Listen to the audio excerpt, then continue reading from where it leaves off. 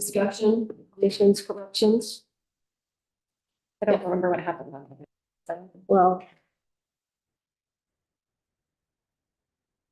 I'm not sure I can answer that inquiry.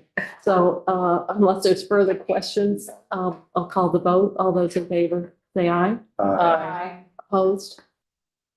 Now we are moving to the fiscal updates, and we have Commissioner Gresham and Deputy Commissioner Merrill here on preliminary closeout and uncovered. So we're sticking close to the clock, 10 minutes, if you want to come up. I'm sure you're supposed to take 5 minutes, so we're early. So we took a minute. That doesn't give you more time, even though we're early. So We noted. have 10 minutes. Now that you have a new pen, I do. Compliments of Passumpsic Bank. So we have two items that you're going to discuss, and I believe we have documents being provided as well. they should be in your materials, the 3 major fund operating statements, as well as the unencumbered fund balances report. And I thought that Artie and I would tag team, and you'd address the general fund, and I would move on to the ed fund and the T fund. Okay, thanks, Adam. So I'll kick it off with a review of the general fund operating statement, which is in the 4-page handout with the 3 major fund operating statements. This is page 2 of 4. And I'll provide some highlights from the FY 2024 final column, which is the column on the right on this operating statement. And, in the interest of time, I'll start off by jumping right to the bottom line, which is the unallocated operating surplus line. And that's showing a figure of a little over $158 million unallocated. And that is an intentional figure that was contemplated by the legislature for carry forward and use in FY 24. So that was supposed to happen and did happen. And what happened that was particularly notable, and really the major highlight I would provide for the committee, is that revenue continued to come in after reaching that target, and also after providing amounts for contingent appropriations in FY 25. And what we ended up with was almost $36 million as of June 30th of general fund revenue that had been received over and above the amounts contemplated for carry forward and for contingent appropriations. So what that means is that for the first time in a number of years, actually since FY 21 closeout, we triggered the provisions of 32 VSA 308C, which provides. I know that well. What's that? Should I? So that of course provides for 50% of that unallocated amount to go to the balance reserve, and then 25% to the Vermont State Retirement Fund, and 25% to the post-retirement adjustment allowance account pertaining to the STRS, the teachers program. So what you'll see, where you see those numbers reflected, are moving up to the reserve section. 17.7 million was added to the balance reserve. Again, that's the first time since FY 21 that there haven't been other designs made by legislation on the unallocated surplus. And then moving up to the transfers section, correspondingly, there was about 8.9 million to VSERS and 8.9 million to the post-retirement adjustment allowance account. So that's the major highlight, and really the only action taken that wasn't already expected and known in terms of an amount when the legislature left at the end of the session. So aside from that, some of the notable things perhaps reflected on the operating statement, but which are no surprise, are the large amount transferred to the Capital Infrastructure Fund of 67 million, and that was really an allocation at the closeout of FY 23 of surplus general fund to that purpose, to facilitate that transfer in FY 24. And you'll also see the transfer, which has not happened in prior years, to the general obligation bonds debt service fund in the amount of 71.2 million. So that represents the BAA action, which was to really convert that debt service from an appropriation to a transfer. I think you'll recall that. The other things, there's a fairly large amount, 49 million, being transferred out of the general fund to other funds without the detail being shown here. And the largest amounts there are 17.5 million to the Emergency Relief and Assistance Fund, which we spoke about a little bit at the e-board meeting, which has a balance of over 18 million currently. And there was also the 9.5 million transferred to the State Liability Self-Insurance Fund, which was related to the EB5 issue. So those are some of the things that are a little bit different this year than other years. Aside from those highlights, if there are any specific questions on any lines on the operating statement, I'd be happy to take those. So in summary, we ended up the year, the budget did have contingent appropriations. We were able to fund everything on that list. And then there was 36 million that was split between rainy day, and the other went to help us buy down the pension underfunding liability, about 9 million for both teachers and state employees. So that is sort of how we had set up the end of the year construct. And there was some concern whether we would have the funding to do all the contingent appropriations, but we obviously did. So that's encouraging. Other questions about this report? I think the only other highlight actually I intended to mention is now with that transfer to the balance reserve, it's within 6 million of its statutory cap. With adding that 18 million. So it's got a balance. The cumulative balances are shown at the bottom. It's currently at 98 million. And if it were to hit its 5% of prior year appropriations cap, that would be at 104. So we're really in a robust position in terms of our reserves. Is Right now. The other takeaway here. Yes, go ahead. Can you just update me, Artie? What does that mean? We can't go beyond? That's right. So actually, I'll give you a perfect illustration. If we look down in the cumulative reserves line at the bottom of the page, Jim, Yeah. you'll see that in at the close of FY 24, the budget stabilization reserve had a balance of 106.6 million. Okay, You see how that reserve amount actually went down? right. That's because it was mandated by law. We had to actually unreserve funds about 1.6 million because we are not allowed to have a balance higher than 5% of prior year's appropriations. So because there was a change in, so that adjustment had to be made per statute to actually unreserve funds because of that statutory cap. Didn't realize we had that. No, okay. Something new every day. Yeah, we Like, do. you know that the 5% is a requirement. But Right, no, but I didn't know. Did you know that the I- minimum and the maximum are the same? That you couldn't have more. I don't know why you would have a max, but. Other questions, Marty? Otherwise, we can move on to Adam. I'm afraid all the excitement is with the general fund. But looking at the ed fund and the T fund, beginning with the ed fund, I would note that the good news there, and of course, there's a lot of appropriations and money moving around within the fund, but from a closeout standpoint, the good news is the fund ended the fiscal year with just over 31 million on the bottom line, which is actually within $30,000 of what was anticipated with the education fund outlook that was done prior to the session close. So there was 31 million and change anticipated. We ended the year with 31 million and change. So we're really right in the ballpark of what was needed. That 31 million, of course, is put to work in fiscal 25 as part of the budget construct. There were a few small differences between the education fund outlook and the education fund operating statement that are of really no significance. They're more, how we account for money versus how you account for money in the outlook. But other than that,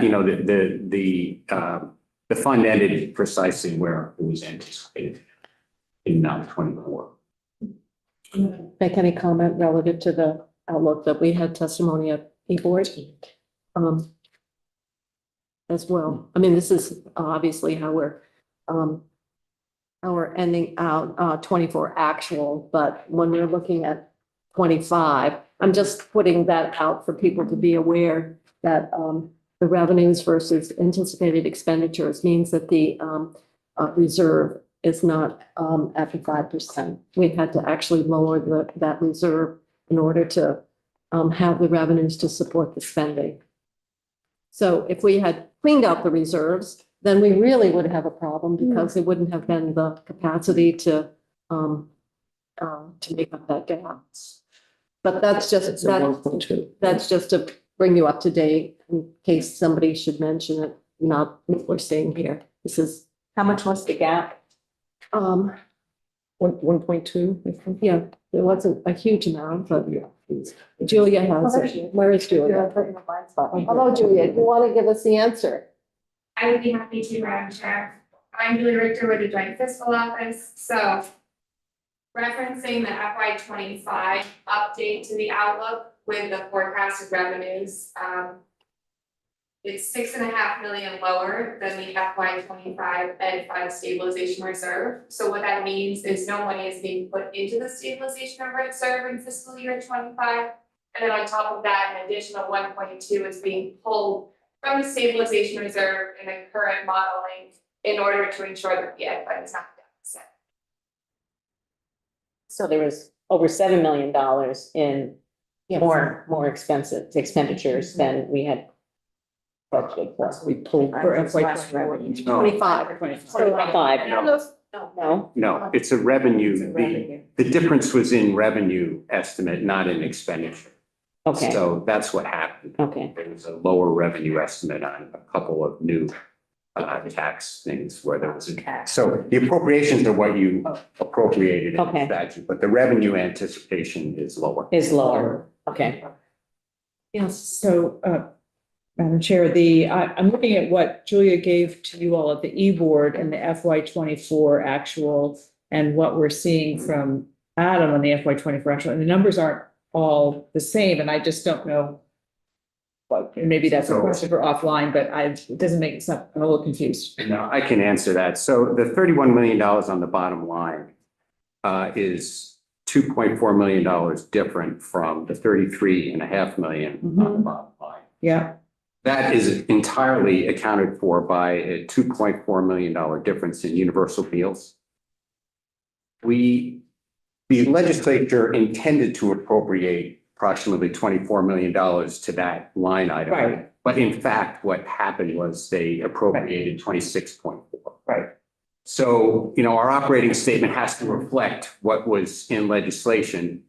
I think the outlook is reflecting more the intent.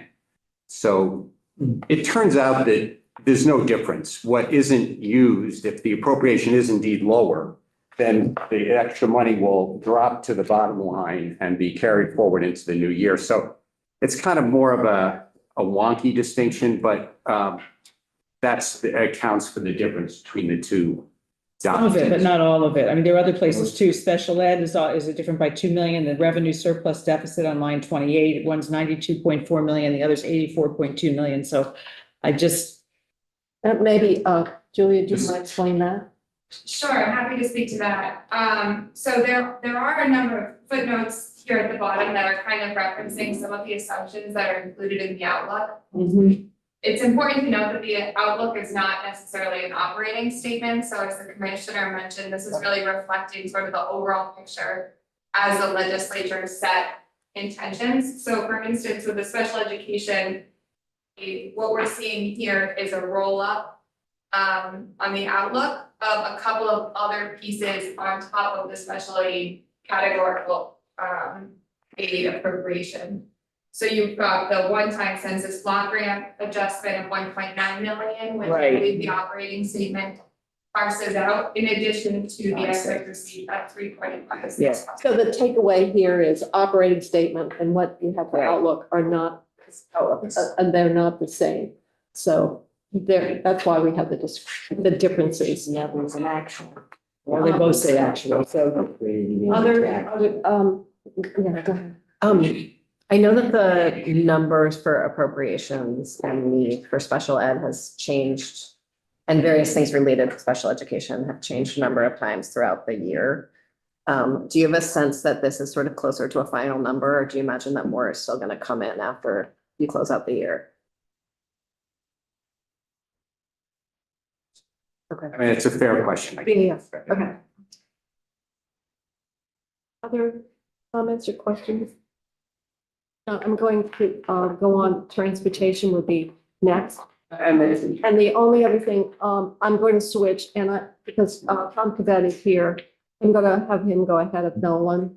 So we can move things and not have you waste, not that Nolan's time isn't valuable, I don't mean to imply that, but. It's gonna stay anyway. They just built it. Yeah, they built it. So we'll move to the transportation. and Madam Chair, the Transportation Fund is a similar story. It came out Yes. as anticipated in the T-bill.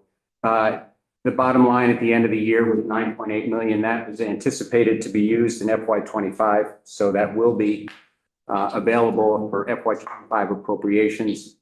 The only kind of difference here relative to other funds is we actually took reversions at the end of the year as opposed to waiting for the following year. And that was to get FY '24 to balance and to allow for that money to be applied in FY '25 in the budget itself.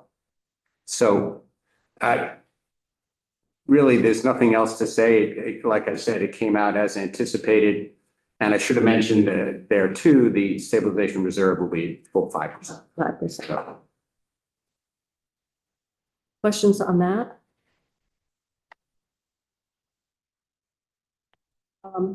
Thank you both for coming. Any more further questions? No. Move on to the next item, and I'm switching. So we're going to have Tom give us the economic review and his revenue forecast next. You're welcome to stay if you'd like, but I've already heard it once or twice. Two. Pardon me? There was A2 the party was going to present on Oh. these, but Oh. property, Small. Yeah, part of the 105 to 159, number 2, uncovered balance transfer. 8.8. oh. Probably just is what it is. Marty, before you leave, do you have any, I realize that you were going to do unencumbered balance transfer report. Sure, that was put on the agenda by the committee. It is a required report. There's not a lot to say to it. And the unencumbered balances were transferred in exactly the amounts Yes. specified in legislation. And it's really a formality on the report. It's part of the package. Okay, thank you. Okay, so now we're to the economic forecast. And we all have this document. This catch and see. So thank you, Tom. And we have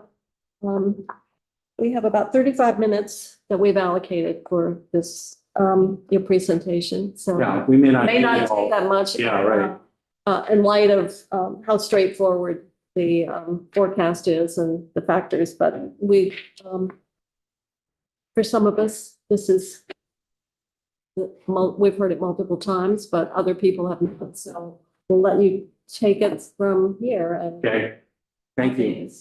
Yeah, and given that a lot of people have heard variants of it before, hopefully there'll be some time for your questions, because that's really the most valuable part of any committee exchange on it.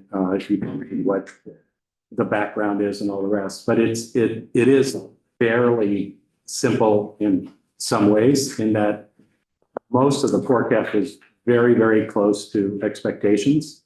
But the economy did perform better than we had expected, given the really high interest rate environment that you're finding. So that was something of a surprise that it was that resilient in the face of really high interest rates. We had thought the interest rates might be coming down already when we did the January forecast. And inflation has been higher in part because the economy has still been stronger. Inflation's been kicking around 3 to 3.7% or so for quite some time, as defined by the CPI. The Fed's preferred gauge of inflation is the PCE deflator, and both of those are on the chart. It's the first chart in the chart section on page 17. But it hadn't come down to the target rate, close enough to the target rate for the Fed to act, so they kept rates high. Thing is, when inflation drops and interest rates stay constant high, the effective rate actually is higher because you're looking at, instead of 7% inflation and a 5.5% federal funds rate, you're looking at 3% inflation and a 5.5% federal funds rate. So it really bites when it's really restrictive when inflation is becoming lower. And that's the case now. And that's part of the concern. The chair of the Chicago Fed has emphasized this over and over, and he's on the open market committee. And so there's some people saying, be careful because it's really biting now with inflation down. If we hold rates high for too long, we're really going to be, pushing the economy into recession. And, the economy has been really resilient, but it has slowed a bit. So it is more vulnerable than it might otherwise be.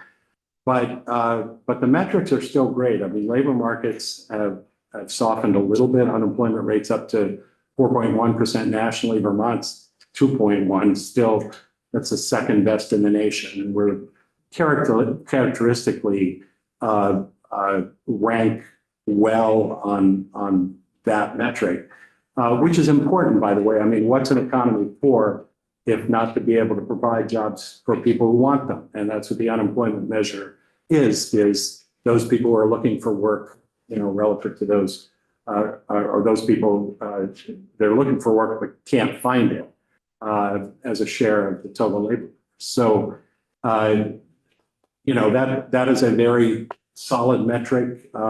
There's still more job openings that are listed than people unemployed, both at the national and state levels, but those have dropped. So that gap's narrowed.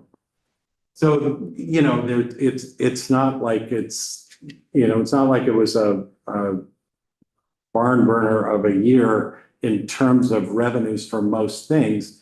Even personal income, there are two categories of income of revenue that really account for almost all of the overage in fiscal 24, and also account for almost all of the overage going forward in the change in the forecast, with the exclusion of the new taxes and fees. So those two categories are personal income and interest. And personal income was high relative to expectations, which were for an actual decline, not for, just a little bit of growth. Instead, we got 2.7% growth. So that's great, but personal income is far more vulnerable to decline than it used to be because there's a greater concentration at the high end of the income spectrum of the payers and of the income that's being earned.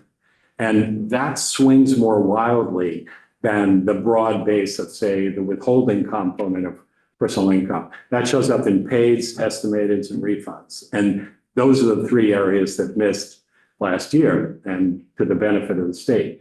We don't have details on the exact distribution by income class for tax year 2023, which is what affects fiscal 24. We only have it through tax year 2022. And there are a series of charts in the handout starting on page 38 that look at the 21, 22 data relative to history.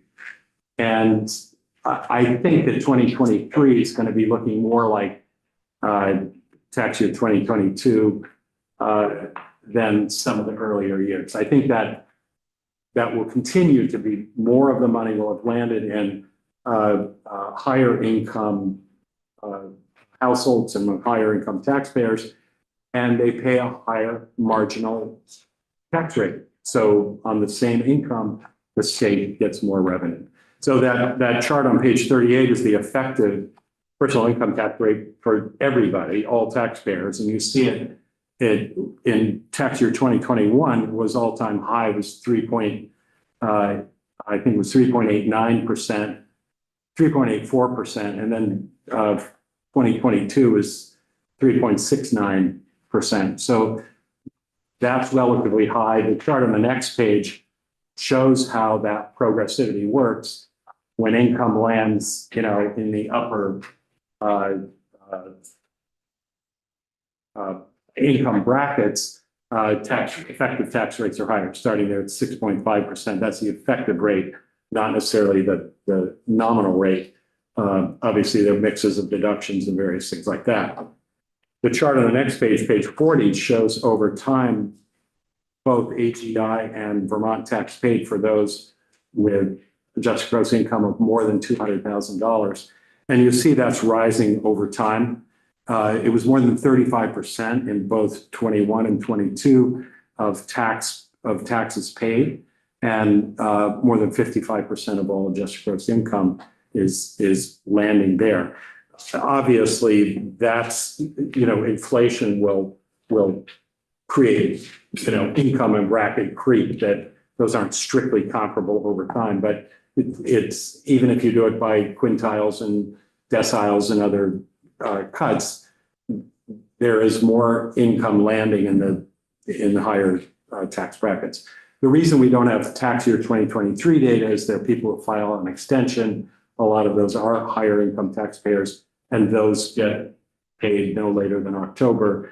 And that's when we do the roll up to really be able to look at it. But we've looked at detailed tax data. There's nothing that jumps out that would contradict that. And there are also no huge anomalies in the year. Some entity that was bought and then, part of the purchase got funneled through to employees and, ways that are taxed personal income, that sort of thing. There wasn't anything like that was really unusual. So most of that overage we're carrying forward, saying that this soft landing that the Fed's trying to pull off is going to happen, fingers crossed. So that's what we're looking at going forward.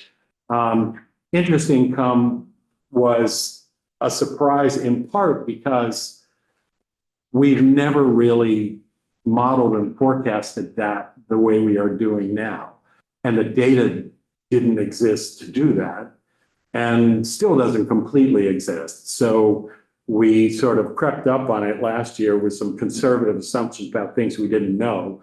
But obviously, the two most important things are the unrestricted cash balance the state's carrying, which is still over $2 billion.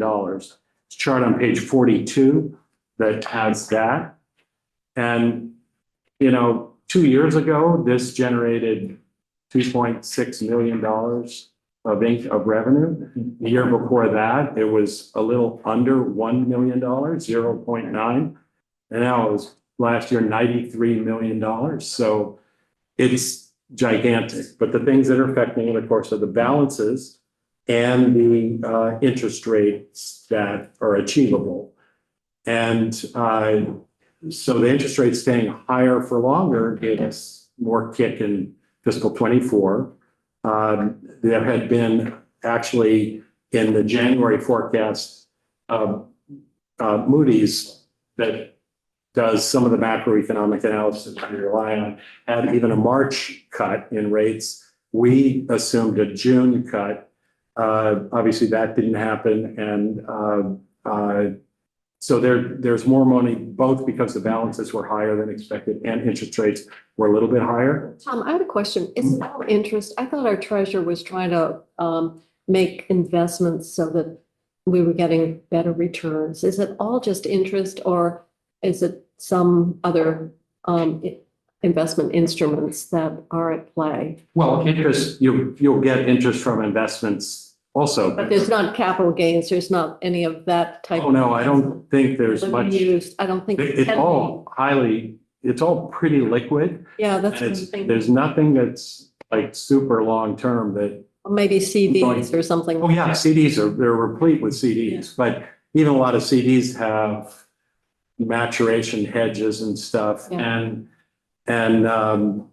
You know, M&T Bank, which is holding most of the money, I think has an arrangement where they essentially are providing close to the federal funds rate for a big part of the balances. And I know that there's protections too in place on the investments as well. Oh, yeah. Treasurer's office. And then expectations of need, they're trying to balance what is likely to be spent. So a big part of this has to be spent by fiscal 26. And, you know, that's going to bring it down, but it just didn't quite go down as far. Actually, things too, like, you know, the amount of revenue that's coming in being a little bit higher, you know, keeps cash balances high, and vacancies in state government employment. That also is an element in the cash balance equation as well. So we seasonally adjust this to try to get a take on what, as you can see that, you know, it can move around pretty erratically, but it's still quite high.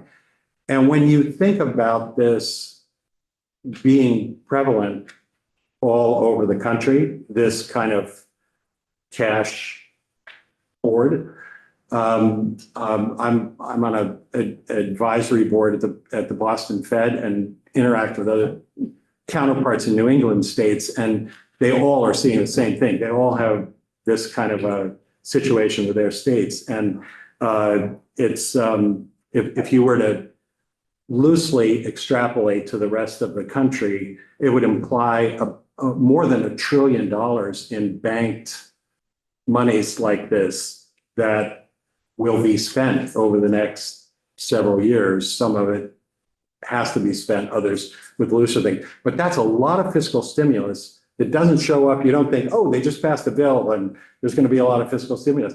They passed all the bills a while ago. It's piled up here, and it's going to hit the street and hit the real economy, you know, over the next several years. So that's part of what's keeping the economy going despite the high interest rates. But there are lots of distributional effects that are impacted by the interest rates. So, thank you. I just want to be clear, because I mean, I know it is to us that all of that money, I didn't want people to think there's $2 billion available. You know, that, oh, we're hoarding it because we're not, it all has a purpose. It's all been appropriated. It's just getting it through the process. And in the meantime, because as it's waiting to be drawn out for the purpose that we allocated it for, it collects interest, which has been a benefit. That's right. It's been hard. And this is going to be a problem going forward too, is I think you're going to get a lot less on the ground activity than you thought from the money, because things are going to be a lot more expensive. And so you'll say, oh, well, that was earmarked for this, and we're going to build a bridge, or we're going to do whatever. Well, guess what? The bridge is now 50% more. Well, what do?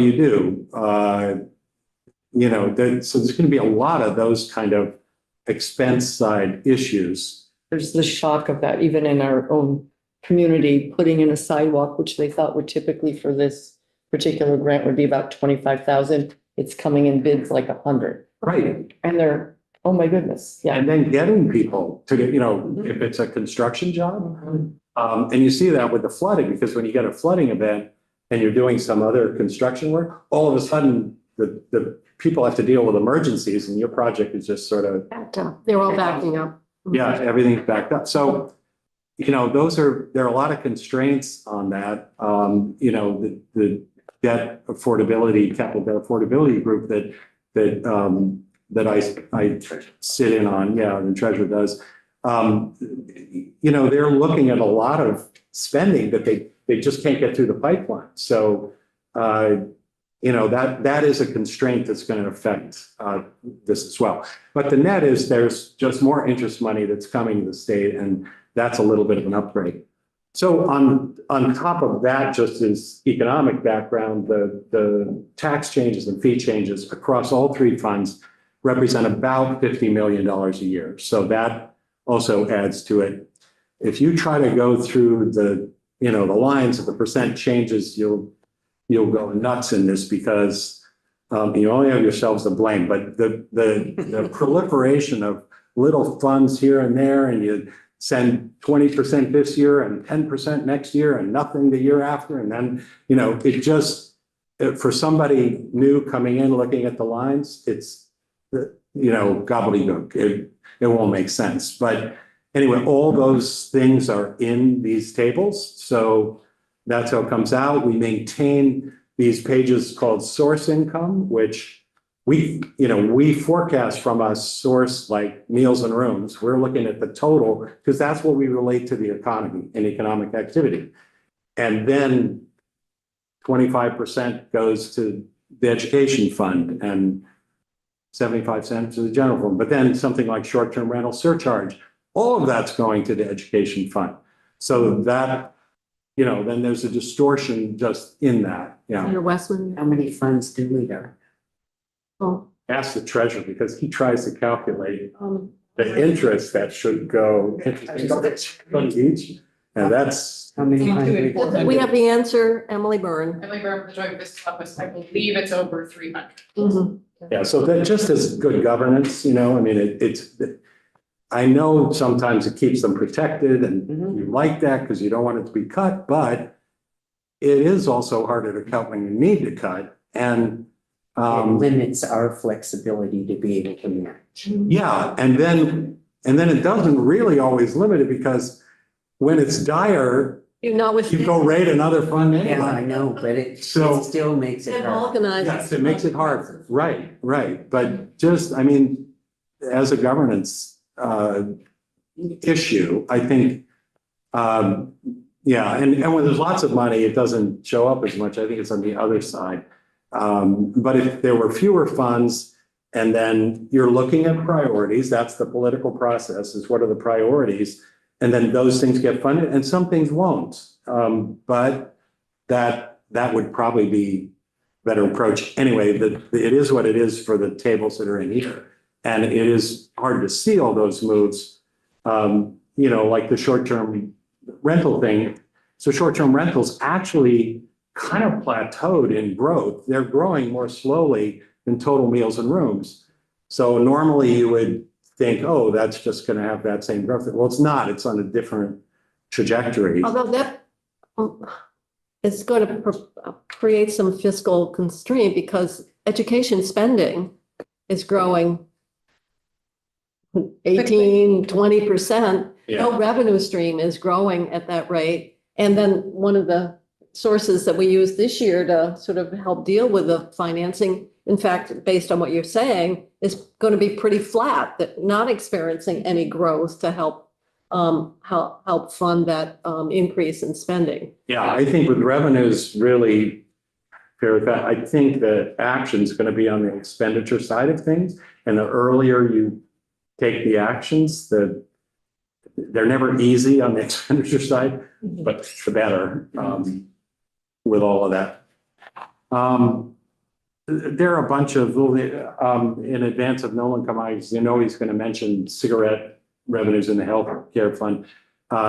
Cigarette and tobacco, we forecast, Jeff and I do a consensus on that one. All the rest of the things in the healthcare fund, Nolan and his counterparts in finance and management do that. But there was an oddity in the revenues that we saw for fiscal 24 in that e-cigarette revenues, which had sort of been growing exponentially, actually declined in fiscal 24, which maybe isn't a bad thing, but it was a little bit unexpected. You got to wait for chapter 2. I know. Yeah, so- Pouches and, yeah. Yeah, so the chapter 2 are these nicotine pouches, which again, unless, it wasn't exactly on my radar screen. I'd heard a thing on a Wall Street Journal podcast about it, and mostly seen financial news about Philip Morris, and they're the dominant player in what are called nicotine pouches. For those of you that aren't on committees, that I know Emily's practically an expert on it. Yeah, right. Significantly. So there are these little pouches that are infused with nicotine, but it's synthetic nicotine often, so it's not derived from tobacco.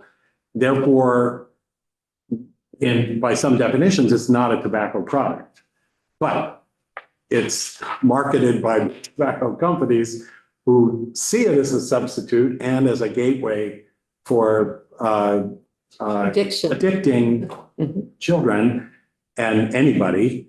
But it is way easier to hide than vaping or cigarette smokes, because the pouch is invisible when it's in your mouth between the cheek and gum.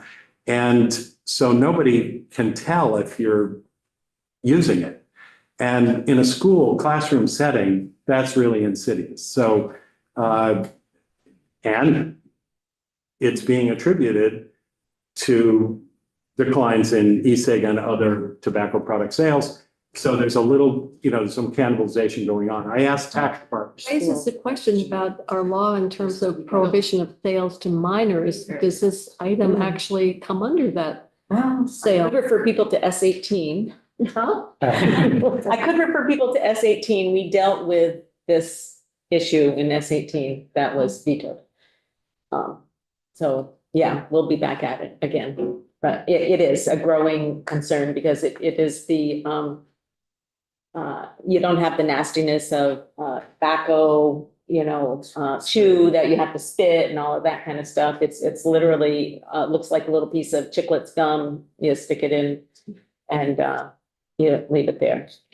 Yeah, so also the way taxation works on cigarette product, it's in a little can that looks like chewing tobacco, right? So you might think, yeah, it's sort of similar, but you can't really tax it based on weight because it would be like a very thin little thing. So, maybe nicotine intensity or something like that, you could, but I asked tax about it, and their initial reply was they didn't think it was subject to any of the tobacco products taxes. But then they talked with one of the distributors who said, oh yeah, I was paying for Zyn, which is the Philip Morris product in this universe. They said that they had made a payment under tobacco products, that particular distributor. That they won't now. What? What's that? They won't be paying it now. Well, who knows? I don't know. Is paying it. I did write to the tax department about this. Oh, you did? Yes. Don't worry, we're on the hunt. Yeah, I mean, the FDA has sort of gradually also come from all right, what's this? It's not a tobacco product to, yes, we're regulating it. But in the meantime, it's taken market share. It's reduced revenues we're getting from all the rest. If we don't do anything, I would guess it'd be about $5 or $6 million less per year in that line item of cigarettes and tobacco products than we had forecast in January. The scale of it's pretty substantial. Philip Morris is attributing, when they report their earnings, they had $300 million in sales more than they had estimated. And they're building an entirely new plant because there's supply shortages for this particular product. They're attributing their great success to this product and their lead in the thing. So anyway, that's part of the landscape, hard to keep up with all the developments in that. And anyway. I'm sure we'll be contacted by the. Oh, yeah, As we were. you can do anything you want with Zyn it, As you a know. reference in our committee, Oh, Philip Morris. that was contacted us. But it's invisible, it's the thing that, Yeah. so you No could tell if a kid was no vape, nothing, I mean, even vaping, you could cover a little bit. Strawberry breath, I suppose. Yeah. committee, I'm gonna get back to. Yeah. Okay. Can I ask a question about a different chart here? Yes. Is Is it, okay, are you at question and answer time or, Yeah, always. okay? You have, Andy's got his thing. you have 5 minutes, Okay. left before we're moving on to Nolan. So, I would, Rep Wood and then Senator Perchlik. So I'm on the page 41, Yeah. which is the adjusted gross income in Vermont. And I recognize this is all essentially during COVID time, the change between 2019 and 22. Is that, I'm asking. Well, the idea is to get the latest data to a pre-COVID To a year, pre-COVID year. but yeah, So I just want to make sure that I'm interpreting this accurately, because this actually is a pictorial depiction of what people tell me in the community. mhm, The people at the lower incomes feel like the economy is just squeezing them. And this would seem to confirm that. Okay, so a couple of things with this is, first of all, we're reporting every single revenue category that the tax department provides, and those those categories, those income class categories were created a long time ago. So they're like, little bitty units of $5,000. Yeah, I see that, yeah. And it goes up. So there's also bracket creep between those. So there's a little bit of, income that moves up. But even if you look at quintiles or deciles or whatever, with other income statistics, and to get the best idea of that, the Census Bureau data on household income shows a similar thing. You get lower growth among the lower income classes. Now, during the pandemic, that actually flipped. So like in 20 and 21, there was both wages and then the government support that was provided actually flipped that. It shows up in the Federal Reserve wealth statistics, and you see like a noticeable, shift there. That's largely being dissipated. And you talk about sensitivity to high interest rates and things like that. Lower income people are really subject to that. We've seen credit card delinquencies go way up with lower income groups. They rose dramatically with all groups in the last 2 quarters, especially. But that's data from the New York Fed, and I think it's the Minneapolis Fed did a breakout by some poor zip codes. So they organized it by zip code and then looked at income by zip code, and they could aggregate the poorer ones. Went up from, so these are delinquent credit card accounts, went up from 14.9% to 21% in a few quarters. That's really dramatic. And, credit card interest rates are almost 21%. So yes, the lower income people are feeling it. They're also not keeping up with inflation the way that, organized labor is and other, so there's always, over time, the powerful actors in an economy usually end up ahead, the figure. And it's not that there aren't some companies that are hurt. This is investment income Well, a lot of it is, yeah, capital gain, but asset prices have gone through the roof. So the potential capital gains that are out there are enormous, when we calculate that. If there's a law, if there's ever sort of a federal change in capital gains tax rates, such that people want to hurry up and take them before that goes in effect, we would see massive amounts of tax revenue from that. Yeah. I'm going to move on to Senator Perchlik. Yeah. Thank you, Madam Chair. On page 5, there's a yellow highlighted table, and I have a question, but maybe if you just explain what the table is for, because I didn't really understand the title. Page 5? You mean page 4 of the yellow highlighted one? Yeah, 5 on the PDF version. At the bottom of the page, I think it should say page 4, but maybe if you're just scrolling with PDF counting, title counting cover page. Yeah. So okay. Yeah. So that is just, if you took the January forecast we did, and then you took the July forecast and you subtract the differences by fund, that's what you get. So it's all the mishmash of changes based on economic changes based on all the tax and fee changes and all that sort of stuff. All of that's mixed in. And then projected out 5 years. Yeah, taking cannabis out of the sales tax of cannabis out of education fund, and all the stuff like that that happens. That's what you would get. So you So- take the change between those two forecasts and then just take that delta and extend it out 5 years, but it's not, it's No, like. it's a delta every year because we Right. did those forecasts every year in January. Okay, so it's the January to July of every year's forecast, the change based on the new information. Right. It's saying based on everything that's changed since January, this is now what we're expecting to play out. Additional millions of dollars. Right. Some of it, because they're associated with the fee and tax changes, are sort of already spoken for.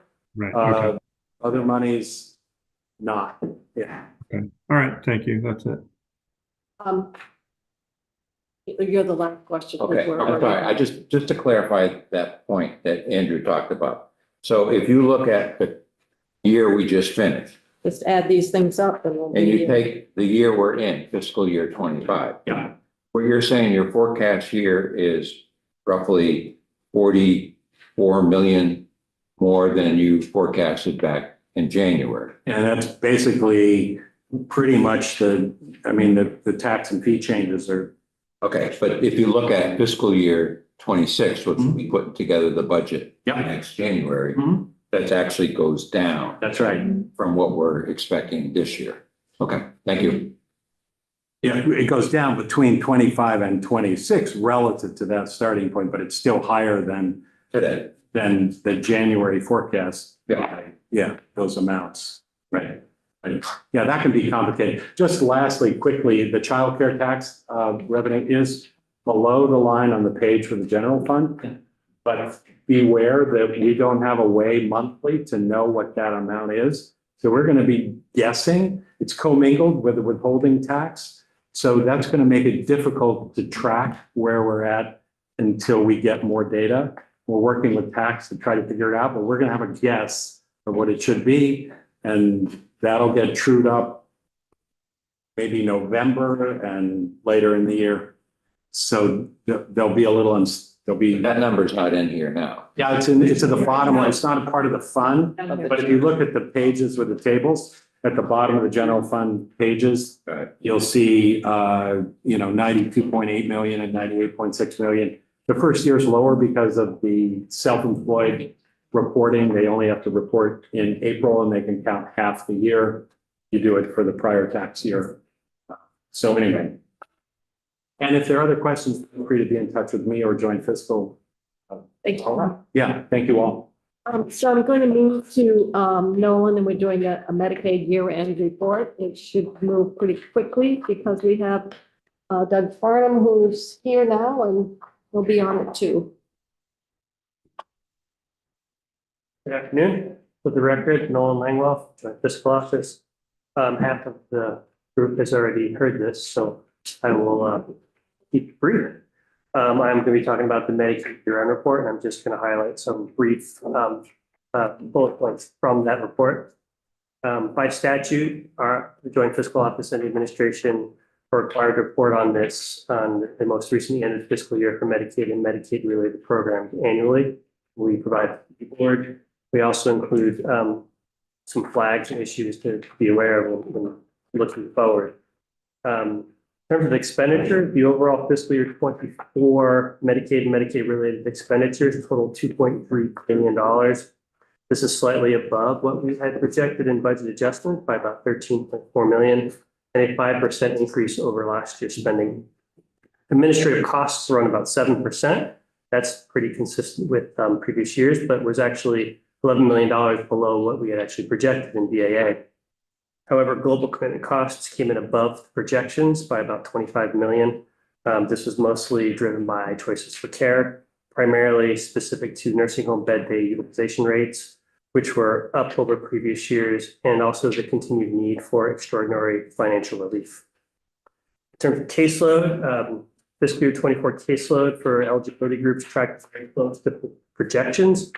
Overall, the caseload decreased, which is what we expected, and it's mainly due to the end of the COVID era Medicaid continuous enrollment requirements and the resumption of the annual eligibility redeterminations, which were required by the Fed.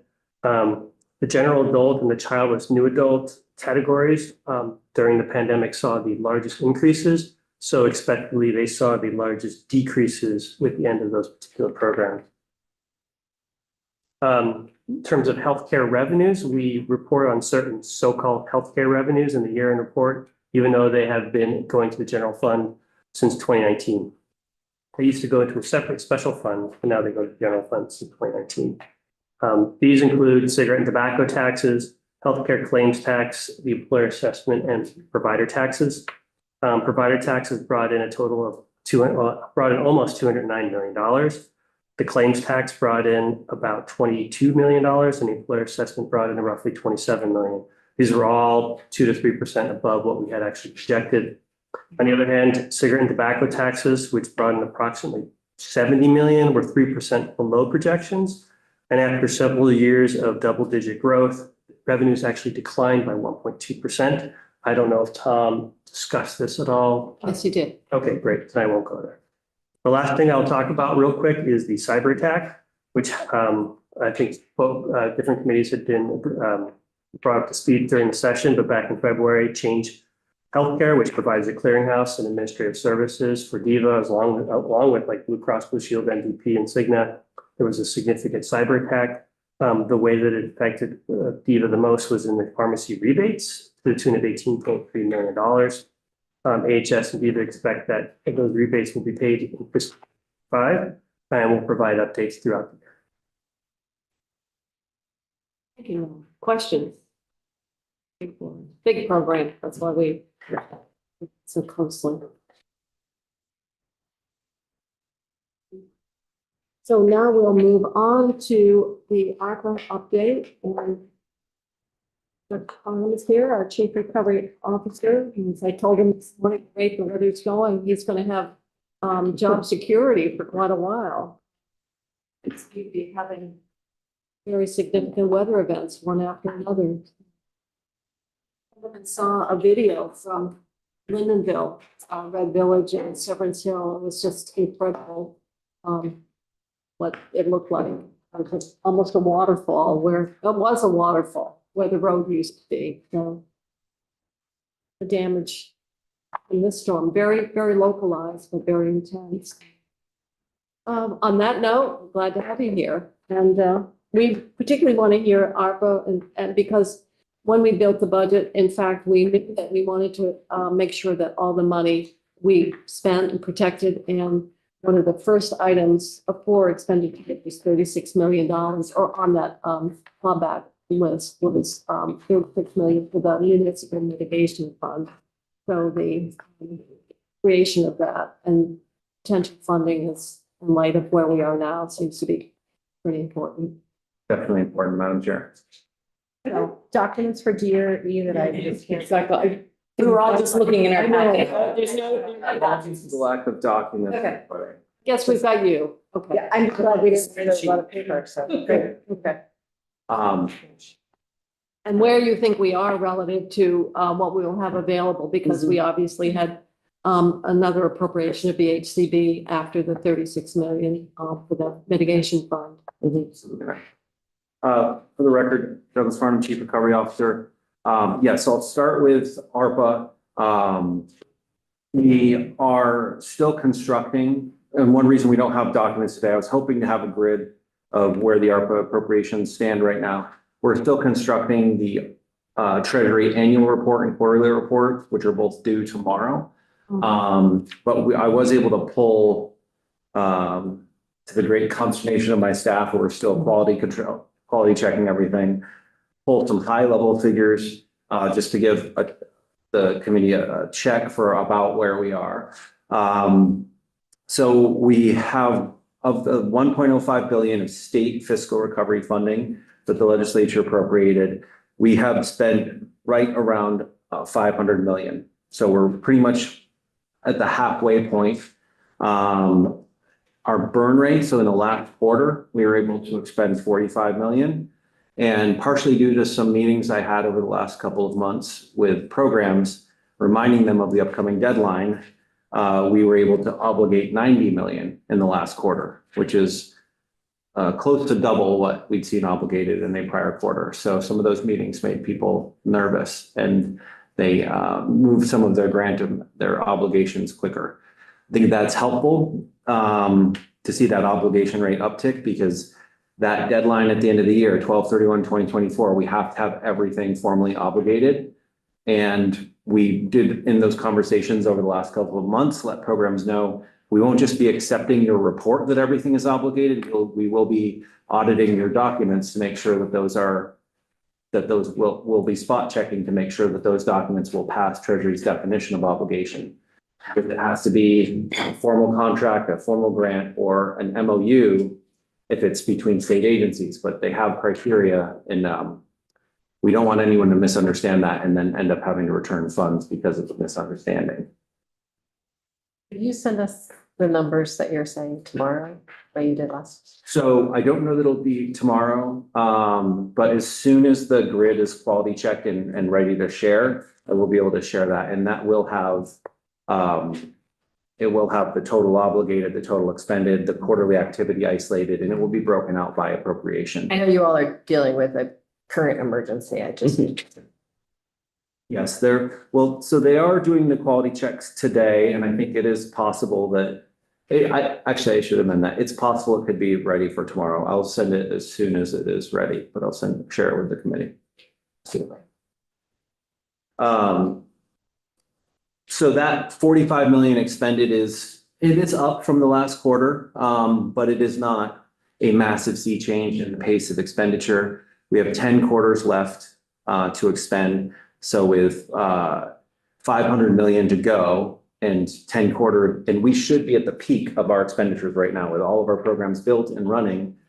We're still not at a burn rate which would accomplish the full 500 million of spending. So the mechanism from the budget to revert and reappropriate or transfer 95 million, I think this is more evidence that mechanism was extremely necessary. In addition to the 95 million of that reversion. Sorry. At this point, then it appears we should feel optimistic that in fact the 36 million and the amount and the 4 for admin and so forth is it seems to be achievable at this point based on not asking you to pledge in blood, but it seems to be optimistic that in fact those funds would be available at that level. Yes, Madam Chair. A number of programs, between the programs with a large amount of outstanding funds and limited or lower burn rates, I believe the 40 million is pretty readily achievable. I do think the next 30 million, so 36 million goes to hazard mitigation, then 4 million to administrative costs, the 30 million to the Vermont Housing Conservation Board. I still believe we will get into that 30 million to some extent. And that's the real question, is how far into that 30 million that we would go. The 25 million to VHFA for a homeownership program, I think is still possible, but still less likely. And one of the things that we want to try to do, Madam Chair, is with programs where the burn rate will result in a massive reversion. And when I say massive, I think anything that starts to approach 50% of what was appropriated originally would be a very, very significant reversion, right? Close to undermining the legislative intent. In those cases, in addition to a reversion, AOA will cure some of the funds in place so that the legislative intent of what those funds were originally intended to do can still proceed as well. So we'll be trying to, and that curing process will allow us to formally expend the fund with Treasury, but continue the Vermont-based program. And then in the 2025 session, any curing that, That's a new term for us. Sorry. Washing machine. It's the way of converting getting the general fund, equivalent.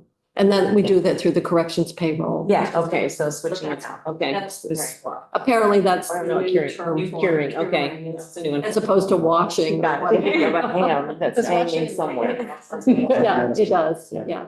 So it's doing what we've done before, to, give us, the protection of the funds. Yeah, essentially, I call it curing, because we're taking something that might be hard for us to spend federal dollars on in the long run for whatever reason, applying it to something else that is eligible under the rule, clearly eligible. So we're curing that problem by applying the federal funds, and then we're using the state dollars that are freed up by that to continue the original. Curing sounds better than some of the other descriptions of I it. call But it a transfer, but Yeah, that's. okay, thank you, thank you. So we will be trying to make sure that some of those programs are still able to continue in the original legislative intent. Can I just Can I ask a first, Thank you. Clarifying question on that. When you're saying that the 50% to keep the legislative intent, not for these new items, or you're thinking of within the program that we've already appropriated something for? Yes. Not to apply it here. Within the programs that were already appropriated, we'll definitely be following the waterfall as it is written sequentially with any reversions. So I think, and the idea behind the curing in place would also be to do that so that they can finish roughly on the same timeline. For instance, we wouldn't do that if it looked like they would need 10 years to spend the money that we would leave in that program. That would be inappropriate. But to allow something to continue that's roughly the same duration and scope that was originally created by the General Assembly.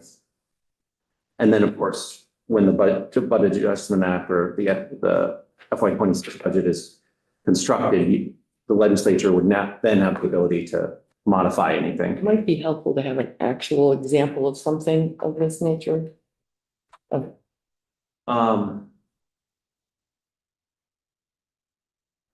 Yes, I agree that it would be helpful. Okay. Maybe not right this moment. Okay. If I pick one program and use them as an example. Then it would be a problem. Yeah. Yeah, exactly. Okay, never mind. Ask a question. Yes. That statement you just made. Yes, you may.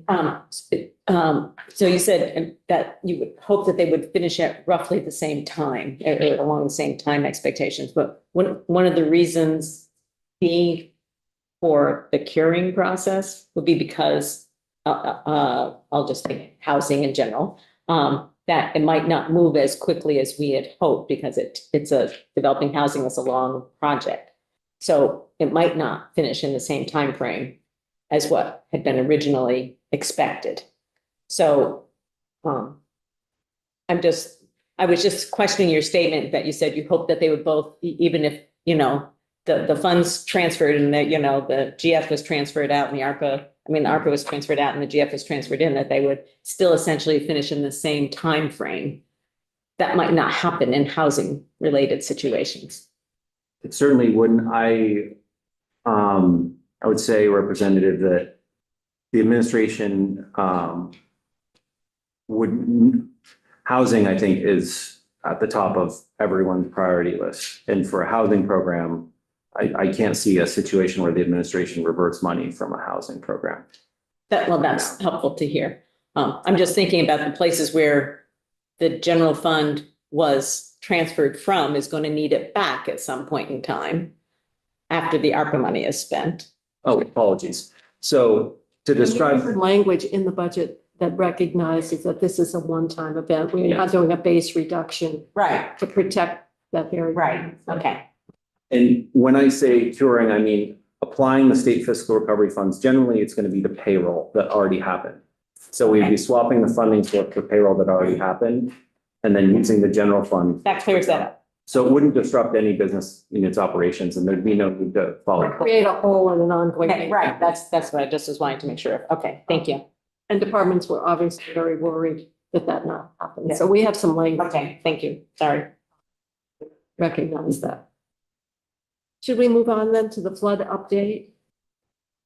So first part of the flood update would be Which flood? I mean, yeah. Keep continuing. To speak very quickly to the municipal payments that were created in the Budget Adjustment Act of 2024. The large payments, so there was $1 million and 750K payments. Those were sent out in May to those 4 communities. There were also payments between $10,000 and $75,000 that were created for 99 communities. And that, as of those payments started actually moving last week. And we have processed a little over 1.6 million at this point has been distributed to communities for about 2/3 of that list. So this week we'll be sending out a follow-up email to ask those towns. What we did was a basic certification where we put the only 2 terms that go along with that funding, right? Don't use it on a FEMA public assistance project and maintain documentation. And we got 2/3 of the certifications. We're going to do a reminder, try to get more certifications and send out the remainder of those funds. So some recent progress on that, which is good. And the ERAF advance payments, we have 5 communities being evaluated right now for an advance of Emergency Relief Assistance Fund. So that, if all of those. Ludlow and Hardwick and the Johnson and the big losses on. Yes. Yes. So you said 5 communities, is that? 5 communities that we're evaluating for an ERAF advance. Can you tell us who they are? Sure. I know that Johnson, Barry was not on they didn't. Had a lot of residential, but not so much. Ludlow, Johnson, Barton, Plainfield, and Middlesex. Plainfield doesn't have a lot tied up in the ERAF advance, but they're looking for every dollar that they can get at this point. So those are the 5 communities. Hardwick wasn't one of the 5 then. We didn't discuss an ERAF advance with them. We're trying to run it with these 5, and then we're going to go out to communities again and ask who would like to do an advance. We did discuss an advance with Barry, but at the time they didn't want to take on the extra reconciliation process that it would create. Ask how much these 5 communities would That's the part that hasn't been determined yet. So our public assistance support team is looking at their projects. Most of their projects FEMA has not agreed on a final amount to. So we have to estimate what we think FEMA will agree to at the end of the day, and then we'll advance them 70% of that amount. I can say that if we issued all of the potential advances, it would be somewhere between $3 and $5 million is the general range of what we're looking at for advancing right now. And that would come out of the $18 million fund balance in ERAF right now. So that would reduce it to at the most around 13 million. And then we just received authority to do another 5 million in loans. So we would still have 8 million in that fund to handle all of the normal business of sending out ERAF. That actually flowed well into one of the other updates. So we have been all along since the event trying to move the process with FEMA along with mixed degrees of success. We still have not crossed the 90/10 threshold, which is 111 million of obligations from FEMA with a total disaster estimate of 600 million. So we still have a long way to go as far as getting FEMA to agree to final amounts. With the municipalities, FEMA has obligated roughly 20 million or so to the municipalities out of an estimated 200 million in damages. So we're continuing to try to find ways to prioritize projects, move them through their review channels. We do have over $50 million in their centralized review channels, but those smaller numbers are what they've agreed to and what has been signed, and officially with money sent in many cases. Once they obligate something under $1 million, they do just send that money and then public safety sends it right through to the towns. So that's one reason our ERAF expenditures are not where we would like them to be, is because the FEMA expenditures kind of come first and it's a domino in the process. And that's why many communities that were hit by both events and now even potentially a third event are feeling a great deal of financial stress. I would say that we've tried numerous approaches on, expediting projects with FEMA. And we haven't really made a lot of headway. I think they have a national process for how it works, and we're just going to have to keep pushing things through the process as it exists right now. So we're a little bit at their mercy there. So that on the municipal side, we'll continue to make progress, and I would really hope we see some of those larger municipal projects obligated over the course of this year, to where we get closer to that $200 million obligation figure. So we're only around 8 million from the 90-10 threshold. And when we do cross that, that will have an immediate positive impact on the municipalities that have obligations already, because the money they received was based on the 75% calculation. From what we're told, FEMA system will, when it's switched over to 90-10, will automatically adjust those and send through disbursements to top them off. So they'll get another 15% of their damage amounts when that goes through. So that impact will be roughly $3 million. When we cross that threshold, towns will automatically get roughly $3 million more in the short term. Questions on that? For last year's flood. For last year's flood, yeah. Yes. Let's keep track. Okay, moving on to Barrow. We're still conducting the preliminary damage assessments, so we still don't have, very, very concrete dollar amounts, which is one reason it made it challenging to give you presentation materials. What we do know at this point is that we are extremely likely to get the public assistance declaration. If you compare the preliminary assessments to what we have for last December and for previous disasters, they're already larger than things that we've had declared a federal emergency in the last 2 years. Well, the municipal threshold is not that high. Right. So I think that is safe, that we will get the 75-25 split. At this point, the information is not pointing towards that event by itself hitting the 111 million threshold. So my assumption at this point, and I think the one that most municipalities should use, is that that'll be a 75-25 event, which it is in the unfortunate spot as far as damage, where the match requirements from that event could cost the state and the municipalities almost as much as the event from July. Because when you exceed 60 to 70 million, but you're at 25%, you're actually having to put up just as much money as we saw from July. So it could be a proportionally a very expensive event. Yep, Brett. What about those communities that are not in the counties? And so I'm going to take a moment to say in Chittenden County, Huntington and Bolton were very hard hit on the municipal side of things. And Huntington, particularly 7 houses were lost in Huntington, and they're not likely to I'm just trying to figure out what is it that we're going to do as a state for, because Chittenden County is not wasn't in the county list. Is that right? I would have to go back, but I believe you're correct. Okay.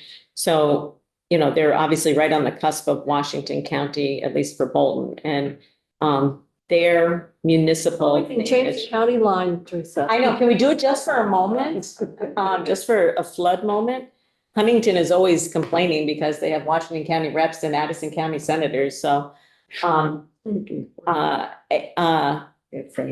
is there any possibility for any prioritization of state assistance for those municipalities that are not going to be eligible For FEMA. For FEMA? But you've got 2 issues here, one of which is municipal assistance, and then the other is individual assistance. Yeah. Which doesn't sound like are we gonna meet that threshold for all the other communities? I'm not sure. It is possible, or maybe bordering unlikely, that we'll hit individual assistance for a small number of counties. We asked for 7 counties. I don't know that we'll get all 7 counties in that determination. But Washington and Caledonia appear to have the greatest concentration of damage, so they're the most likely to exceed the thresholds. Yeah, What is the threshold for individual? individual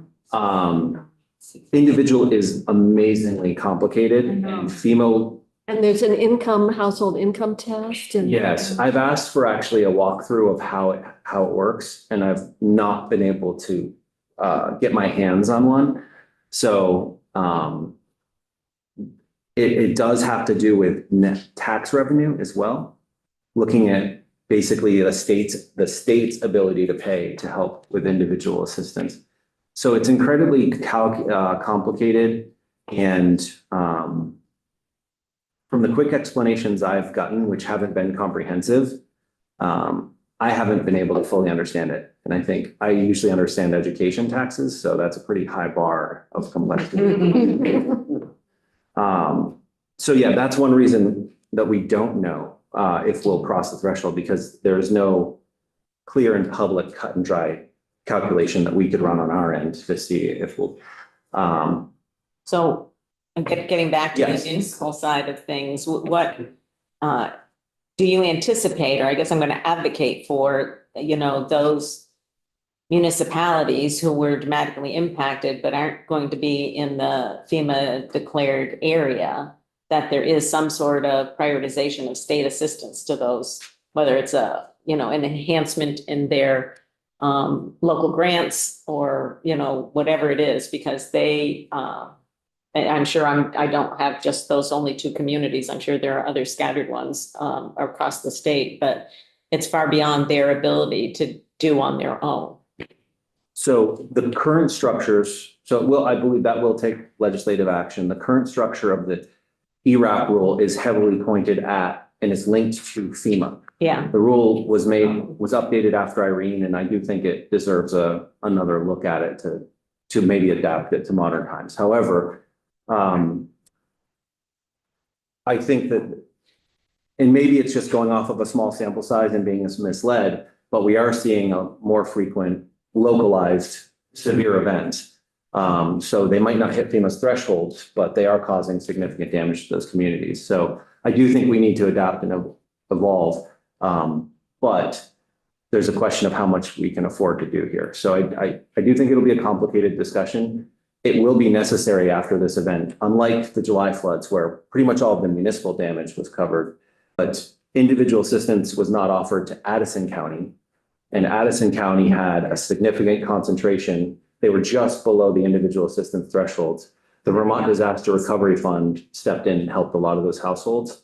But that wasn't the perfect solution. Yeah, it's not a perfect solution because they won't fund things like to help resilience efforts, like moving utilities up. I don't just mean the stuff covered by Efficiency Vermont. So we have work to do on Vermont Disaster Recovery Fund. Okay, thank you. Thanks. Yes. And I talked to somebody from FEMA when I was out in Seattle about recovery, and they need to look at how they do things differently so that they, instead of isolated events. So there's a lot of work at the federal level, but I think you said this, but I think it bears emphasizing that I hope that the administration is looking at a longer term strategy for ways that we're going to be dealing with these things. I mean, something just came out, I think in the New York Times this morning, about Vermont is in the top 10 states of disasters, climate disasters. Mm-hmm. And Washington County, Yes. I think, is number two Number 2. in the nation, and Addison County, I think, is number 6. I mean, many of our counties are in the top 10 around. And so this isn't going away, and we can't keep looking at it as one event and then the next event, and the next event. We need to assume this is going to be happening on an ongoing basis. And yep, we can't afford to pay for everything. So what are we going to do to enhance resilience and to get people in places where they're not going to be so impacted? I mean, this is a very long-term strategy, we can't just be reactive. We need to start being a little bit more proactive. And That's part of the bill that we passed last year to create a municipal mitigation fund. The other bill that is long-term, and that has to do with the mapping of our wetlands and how we deal with development and how we create greater capacities. But those take time. Right. And so I guess when we were doing some of this stuff, we were more prescient than we thought as it would relate to create this municipal fund, which is resilient. The other part, and I mentioned this at the e-board meeting, because the governor was talking about the amount of debris that is all over and how that risk. And that is for the towns that are impacted, having our state agencies that are setting the standards for back roads in terms of, the ditching and the way in which you culverts and so forth, and what worked and what didn't, and how we could take those experiences to, because the question is, do our policies and some of our standards need to be updated as well as we're looking at the work? And so, and small towns have no infrastructure at all. They're basically volunteer people who are really, really being put to the test. So I think it's a larger discussion, but I think we could learn a lot from the communities. Unfortunately, our geography is against us because we settled along the rivers, and that's how people and goods moved. And now we're discovering how, you're on a mountain, so. Below it. Yeah, so I think we'll go back and take a question on this.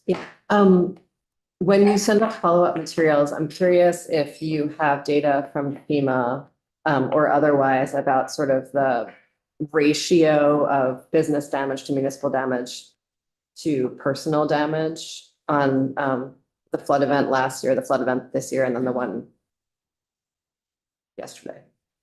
Next year today. Yes. So, Okay. Madam Chair, I can say with that, I've been attempting to secure data on that for the last year.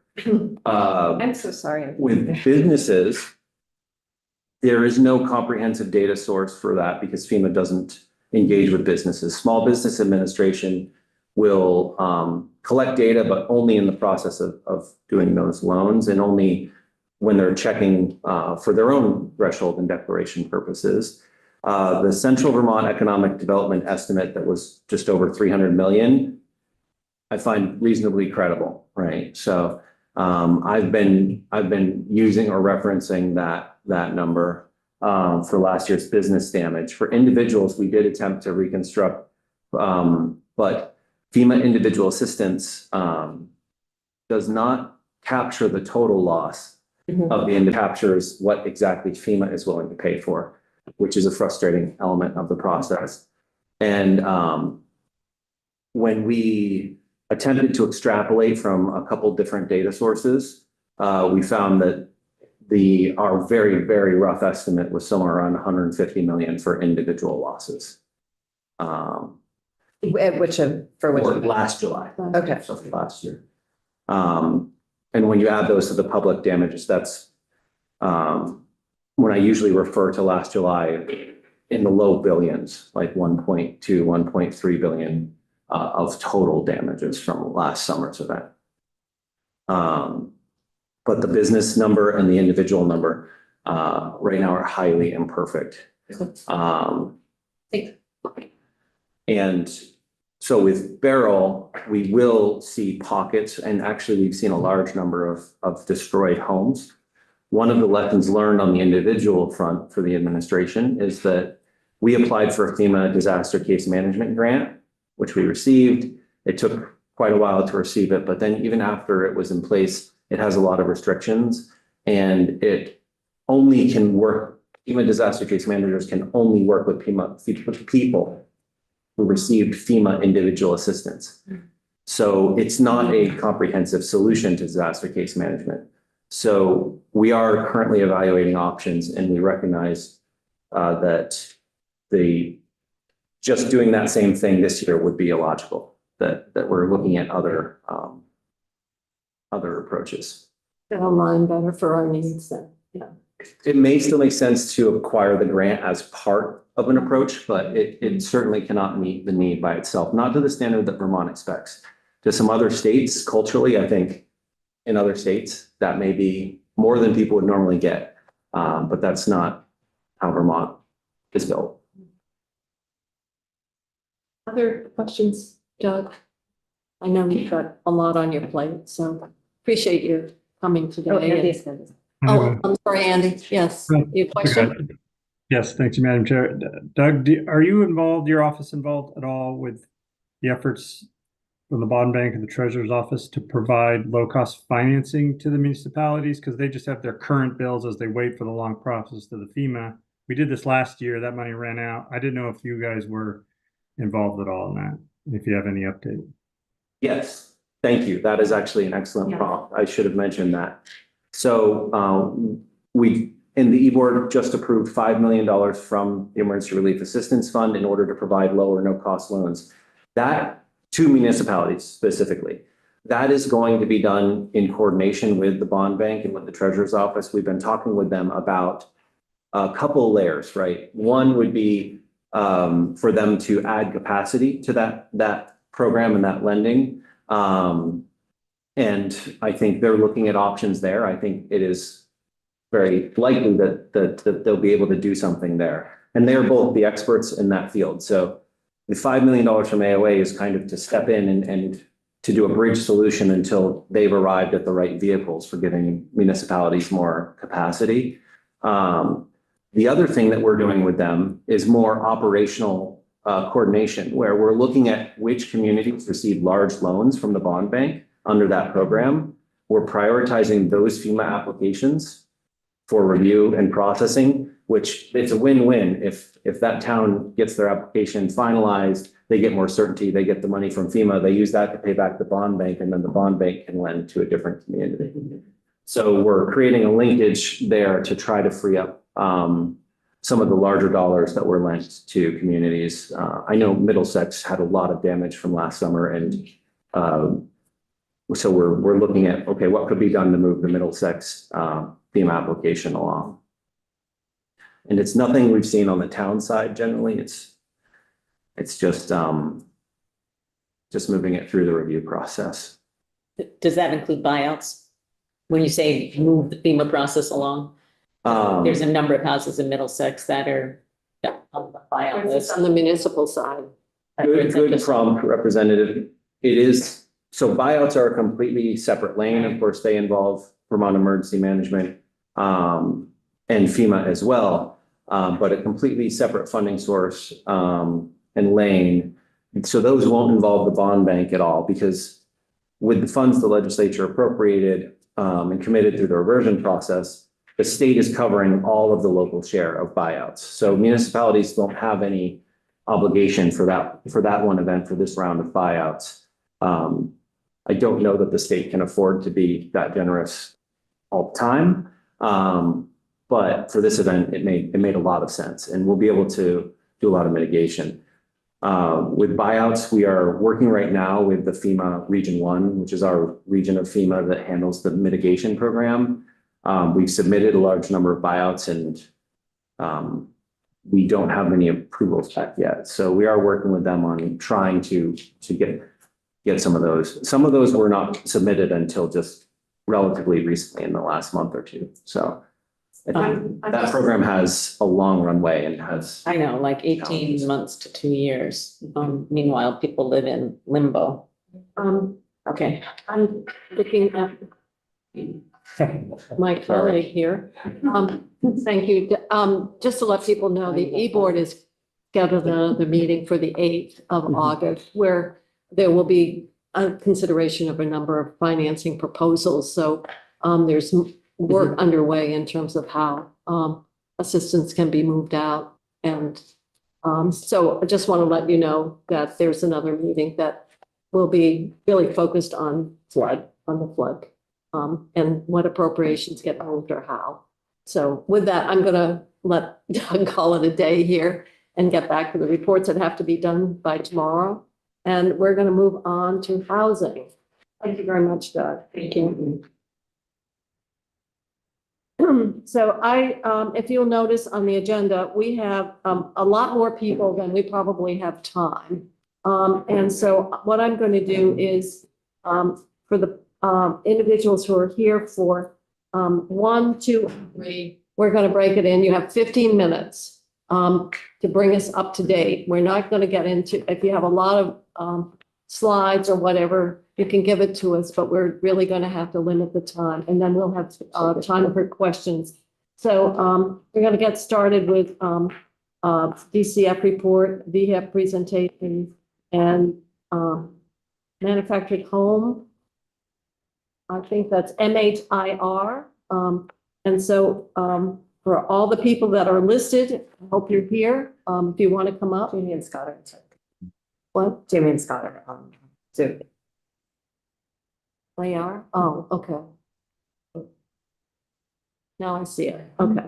And so we have, as I say, 15 minutes. Emily's going to keep time so that we can give everybody, because oftentimes we end up with VHCB at the end and they get very little time.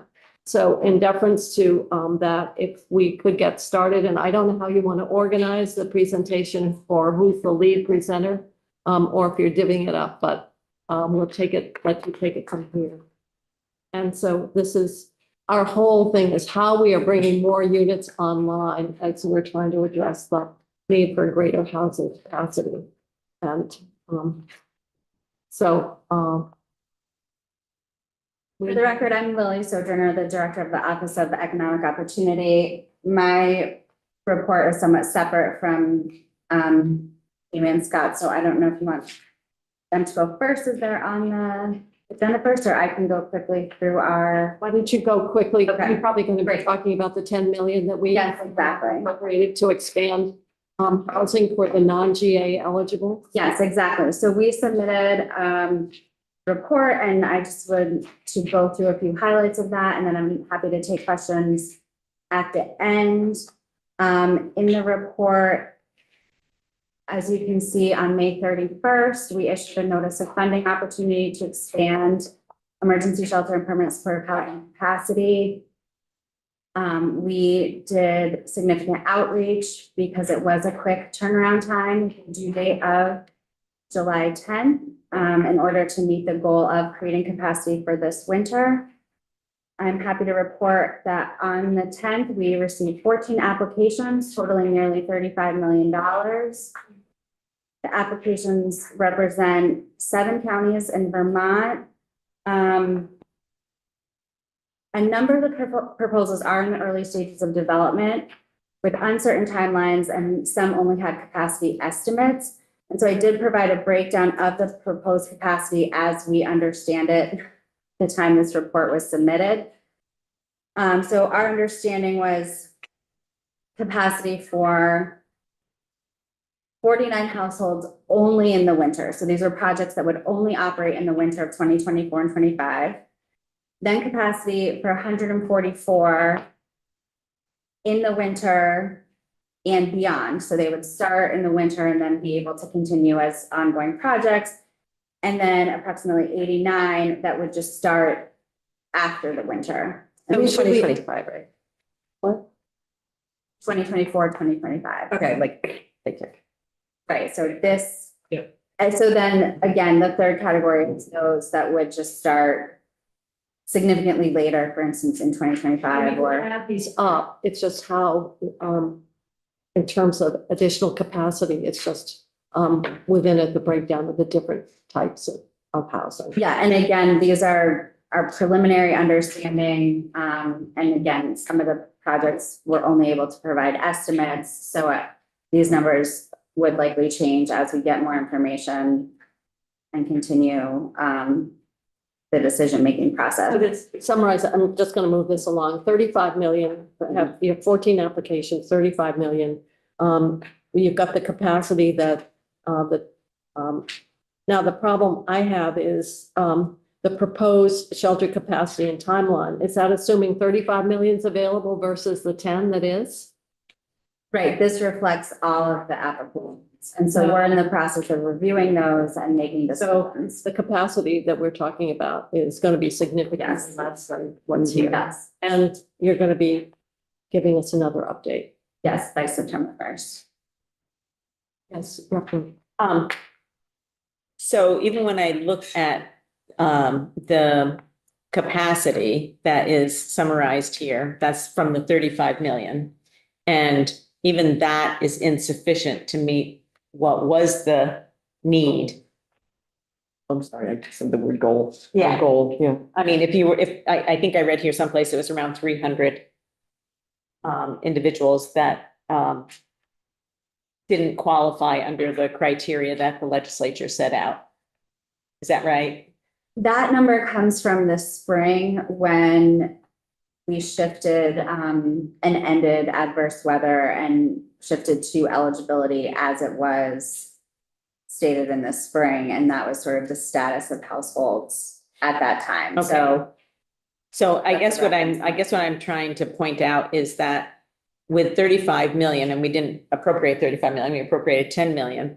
Even with 35 million, the capacity that is proposed to be developed is insufficient to meet the need of people that we know exist out there. And I have to say, that seems like not sufficient capacity with 35 million. That's just my back of the envelope kind of calculation. Oh, excuse me. There were a few projects that were permanent supportive housing or just affordable housing projects that are not reflected in this. That was about Okay. 30 to 50. I'm just trying to put out there that Yes. the 10 million that we appropriated, thinking like, okay, you know, it'll make a significant dent in those people who Based on what are we're not seeing eligible. here. It's not, we're not seeing that. Yes, I got. Thank you. I following on that, so that adds up to 282, of which 89 are not even for this winter. But you're also saying households, and I'm wondering is household assuming 2 people? I mean, a household could be 1 person or it could be 5 people. So it really isn't about beds on here either, which I think we were talking about beds and individuals, and this is about households. So, No, we always try to talk about households. okay. Yeah. How many do we assume in a household?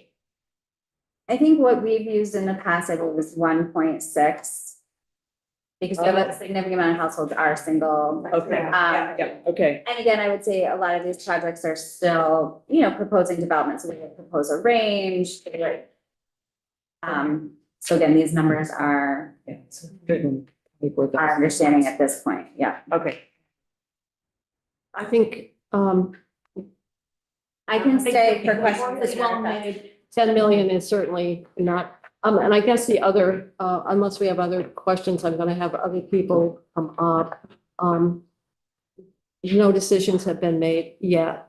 I guess the other question that I have is, do we have emergency housing models that, in fact, we look at the cost, and are there some that are lower ways of providing, at least winter protection for people, and the extent to which these proposals align cost-wise with that? And you don't need to answer the question right now, but I'm just wondering if we have some models that we could look at relative to what might have been proposed, because maybe what's proposed is not the most, in terms of cost, the most, the greatest capacity for the amount of money we have.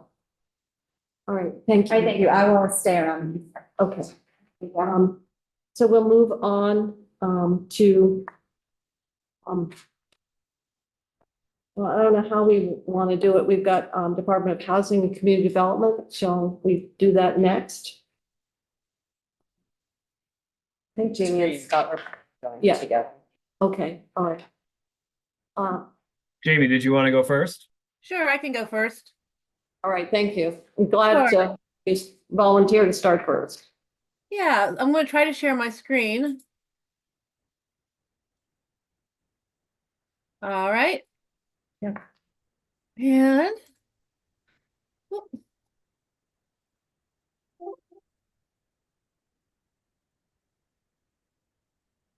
sorry about that.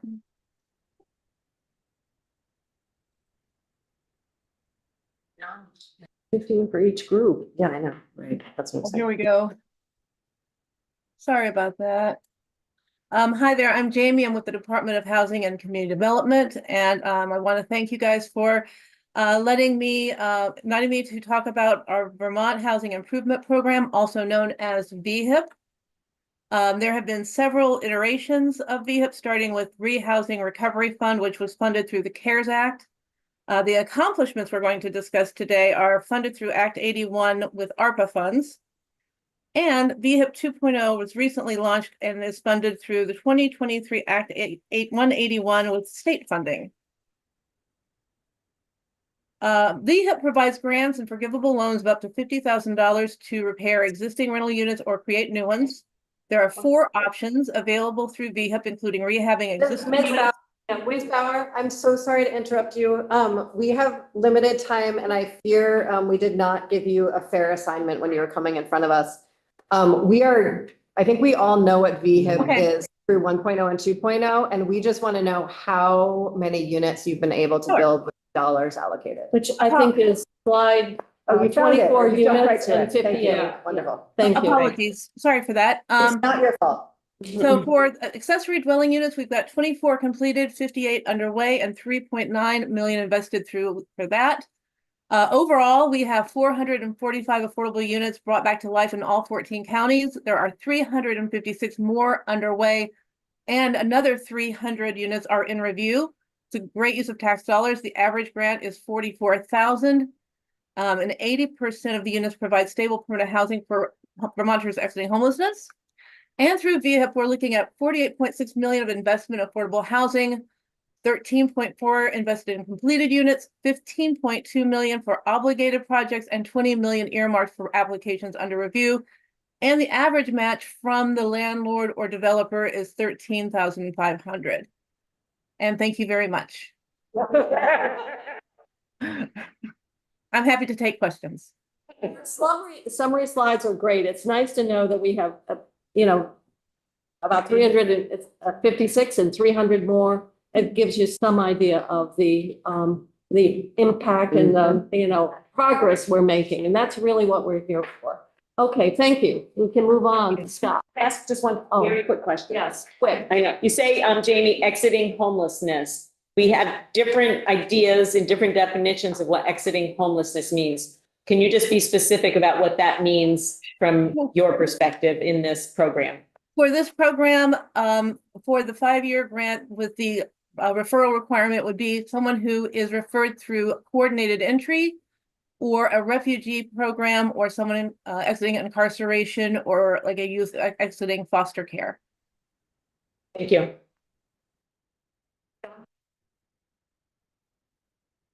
Scott, are you a presentation? Let me share my screen real quick.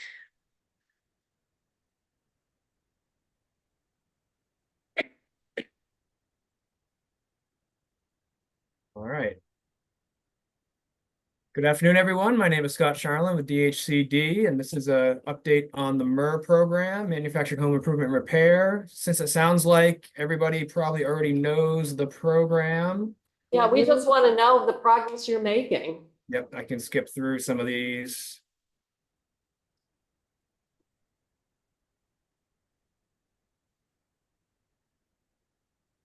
Of course, there's animation, so that's slowing me down. Sorry about that. I like the approval slide. Yeah, pages aren't numbered, so. Here we go. So here's what we've done so far. We've approved 505 total projects, 125 infill projects, which are lots that were either abandoned or vacant. Home repair, we've got 318 homes that have been repaired, so preventing people from going into homelessness. And 62 foundation awards, which providing opportunities for low-income Vermonters to purchase a home and getting $15,000 basically towards the slab that is needed to put down a new home or a used home. We've already obligated $5.6 million of the original $8 million of awards. 85 mobile home parks have participated in some way, and we've received over 817 applications so far. So here's what we've actually done. So for infilling lots, there have been 102 lots. So those were the empty and vacant lots that have been infilled. Some of these are still in progress and not fully complete yet. The average cost. Sorry, Scott, by infill and hello, do you mean you put a new unit on that lot? Nope. So the MER program sets it up to put the new home on the lot. So we remove the old abandoned home that was on there. Or the slab.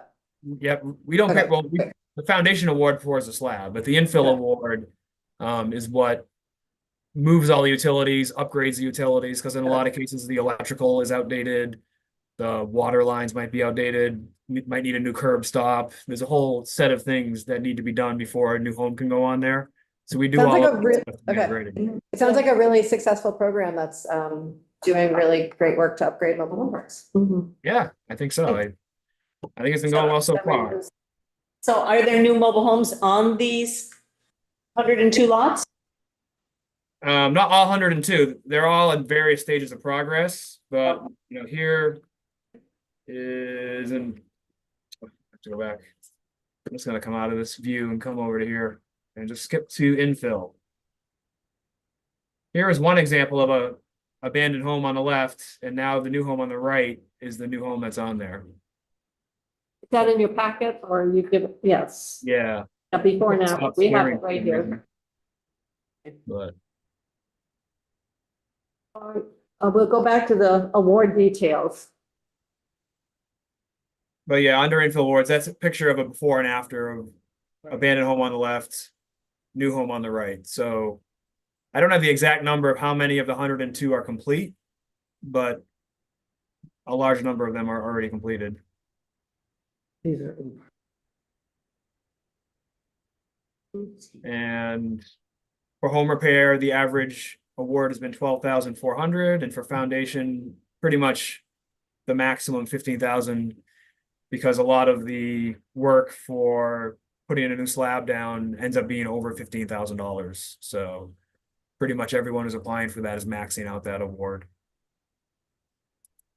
I also have a couple slides on the geographic distribution, if that's of use. Here's where we received our applications from. The most in Chittenden, as you'd expect, but we've also seen a lot from places like Lamoille, which I think is due to flooding. So we've seen 83 from there, which we probably wouldn't have expected. And then here's the distribution of approvals, like awards that we've approved. So we've approved in every county except for Essex, and Essex only has 2 fairly small mobile home parks, and one of the parks doesn't have any lots to infill, doesn't have any vacant lots. So that's the only county that hasn't received an award yet. And then payments that have already gone out for projects.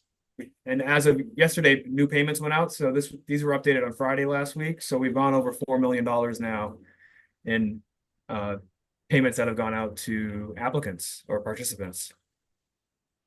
Well, Lamoille and Washington certainly are right up there, aren't they, in terms of. Should be. And Addison. And Addison. Should, I mean, Seen a obviously. lot in Addison, yeah. Addison, 93, yeah. Questions on that? Our timekeeper here is, keeping time. How are we doing? We have a time. We have a total of 20 minutes, 15 for presentation, 5 for, questions. So do we have any other questions? Thank you. The slides are very helpful, in terms of giving us information of the progress and what we're seeing around the state as it relates to our efforts to deal with housing. So other questions on the part of the committee? Appreciate all you've been able to get done. I won't ask any this time, Madam Chair. You can. I think we have maybe 2 minutes left. So. All right, so then I will. So I'm just curious, what's the communication process to assure that the work and the grants that you put out for the, restoration of the lot and then the foundation, that actually ends up with a, new or newer mobile home on that spot? What kind of check back are you guys doing? So for every application to get a final payment, they have to submit photos of the completed project. So they don't get a final payment unless they submit the photos. And also we do site visits for a large number of these. We've done over 100 site visits already. So if a park applies for more than 3 lots, we automatically do a site visit to see that that project was completed. And for home repairs that are $18,000 that hit the max, we normally do a site visit for those as well. Thank you. And then I see you have like 688 applications and have approved 396. Does that mean that other applications are in process, or are your approvals committed fully? Have you fully committed the amount that you have available? We haven't fully committed the amount we have available yet. We have a number that are in the pipeline, that applications that might be missing information. They might be waiting on a quote from a contractor. And we also have a number of applications, probably around 100, that people started an application and never finished. So those are just sort of sitting there until they pick back up the application.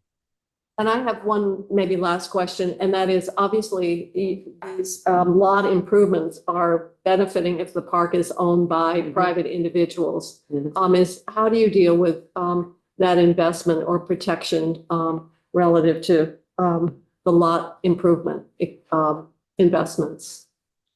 Yeah, we've looked at it as it is an improvement to the park, and that benefits, the residents and the park owner, whether the park owner is a private for-profit or a nonprofit or a co-op. So, we don't have any stipulations to prevent them from selling the park.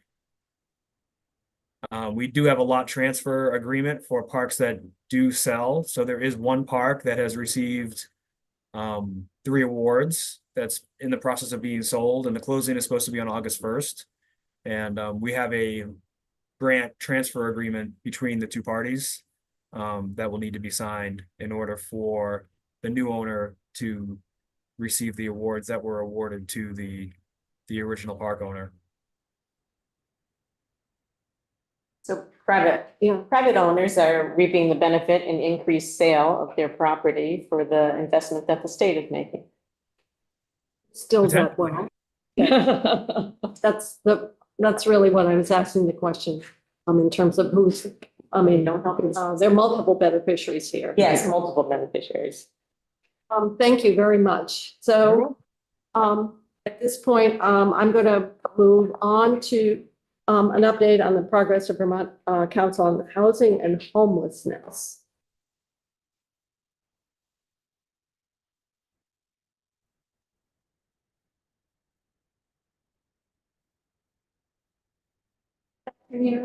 For the record, Miranda. See you again, Miranda.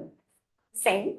For the record, Miranda Gray, Deputy Commissioner of the Economic Services Division. I'm here on behalf of Commissioner Winters and Farrell for getting so much deserved time away. And with me is the Director of the Agency of Human Services Policy and Planning for Housing, who will provide the update of Vermont Council on Housing and Homelessness. So you're here for rural support? Yes. Oh. Essentially, yeah. On the resume. That's kind of a role. So, my name is David Regal. I'm the Director of Housing Policy and Planning out of the Central Office at the Agency of Human Services. And as you all are aware, you were in receipt of the Tactical Action Plan that came forward to the administration at the end of 2023 as a result of the executive order that came out earlier in 2023. The council has spent the majority of this year doing a lot of foundational work. As you're aware, it's a 10-year council. And so really a sprint in 2023 to complete the tactical action plan, and then utilizing 2024 to intentionally take a step back, do some mission, vision, strategic planning, brought somebody in to facilitate some of that work with all of the council members. And as a result, have adopted a new subcommittee structure. So went from 2 subcommittees to 3 subcommittees. And those subcommittees have started to meet in the month of July, moving toward the update to the tactical action plan, which is due to the administration at the end of September.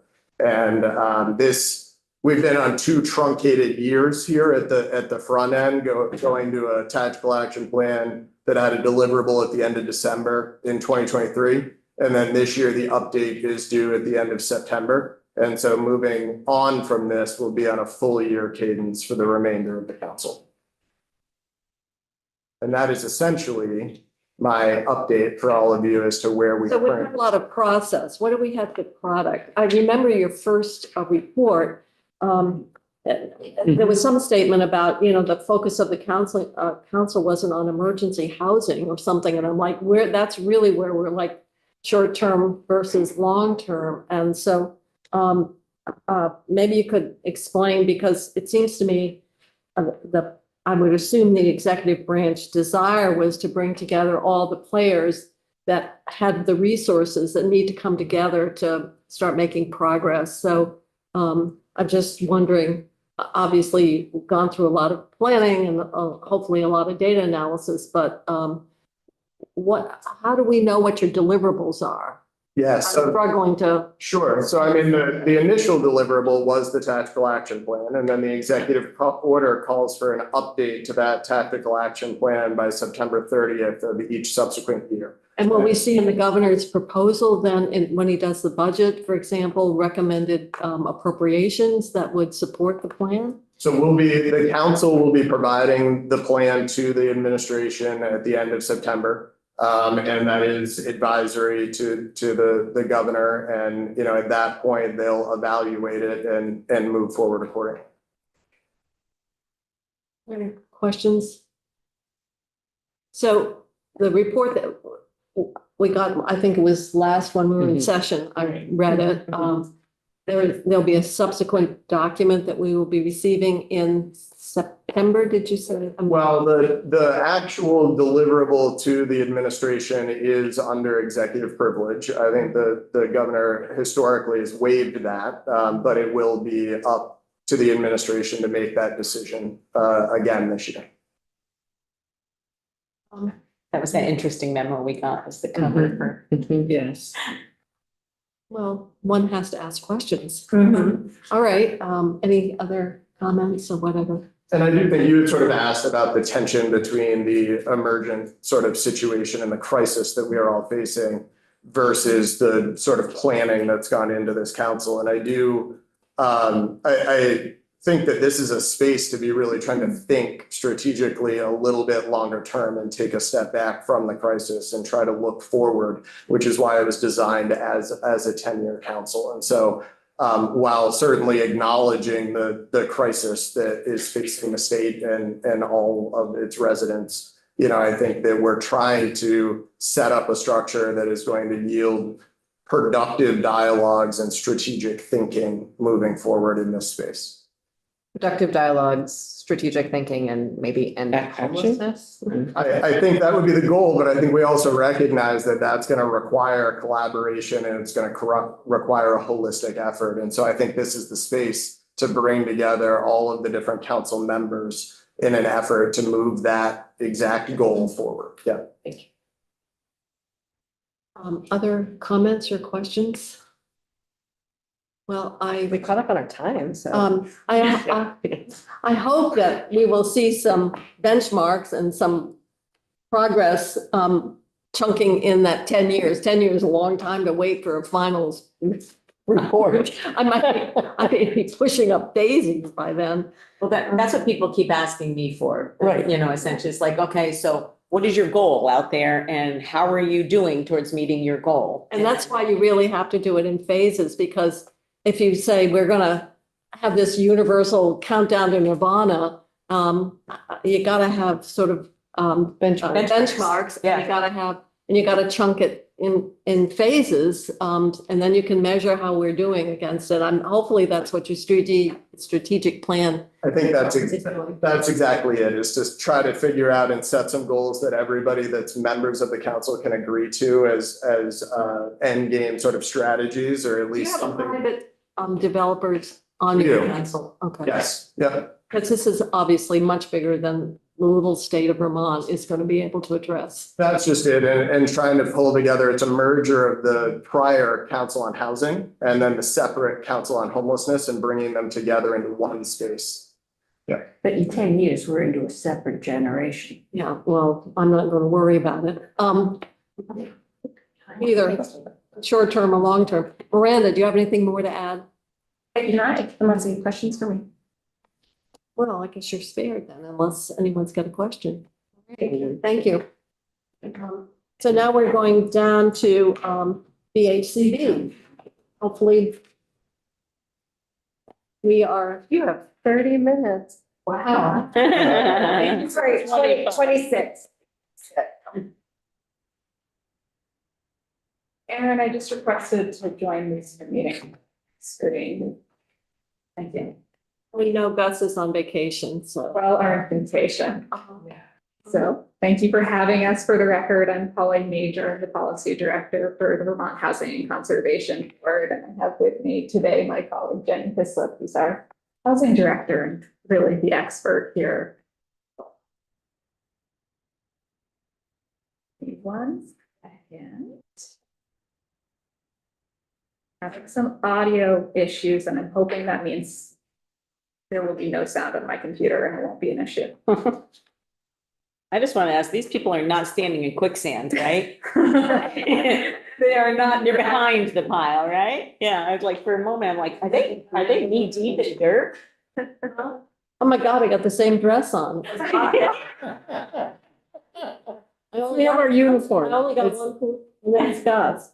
Actually, one thing that I think would be helpful, if you could maybe not, well, I'm sure weren't planning to address it in the presentation, but you have certain requirements that are coming into play. And one of the concerns, and we hear it, and that is VHCB projects and the amount of time to bring them online.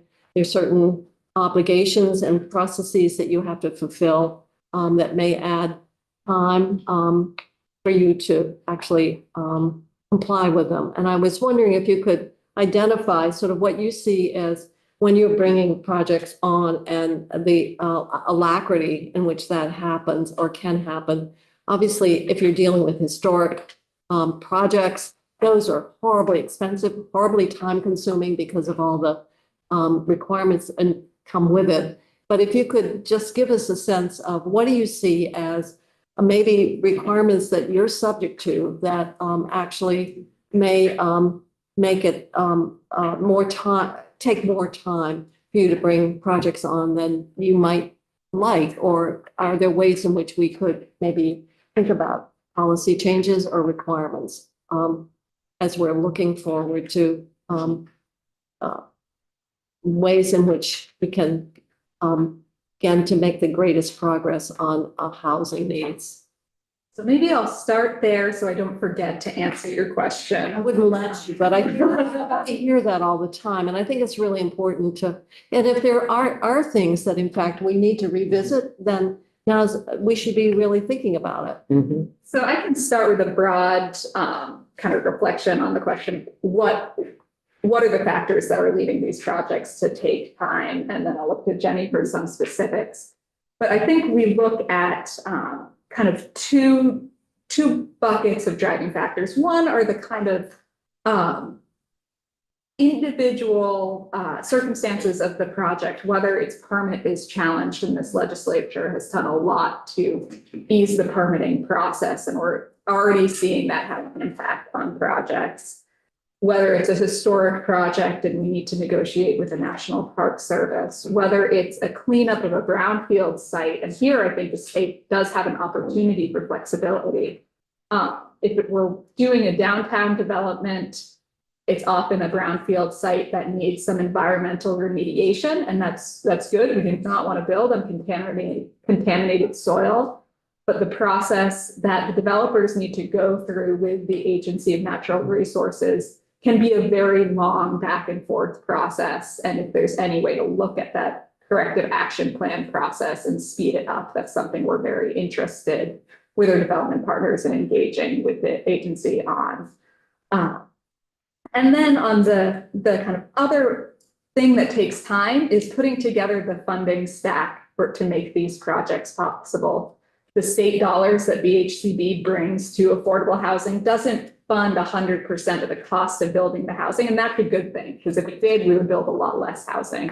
What it does is it leverages other sources, often private sources, through the federal tax credit, other housing funding sources, and aligning all of those is something that can take time. And we have a monthly meeting between housing funders to look at our list to try to tighten that coordination. That was a recommendation that came out of a study done a couple of years ago, and we've been working at that.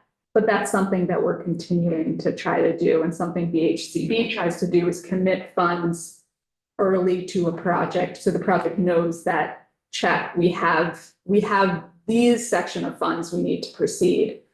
And that can be used to go after the other funds. That's nothing legislatively that we can address, is that just the time it takes to aggregate the funding streams for some of these multi-million-dollar projects. That's right. And when we think about the timeline for a project, that often happens in the time before the groundbreaking. Once you break ground, that's when you get into the one-off delays on, is the elevator delay. I don't want to take a whole lot of your presentation time, but I think we would welcome any insights in terms of how we could expedite our processes. And we've already tried to do it with Act 250 and the permitting there, but maybe there are other ways that we can help get projects and housing brought online as quickly as possible. Or even just make things transparent. So like, I don't, you know, in one of the oldest states in the country that is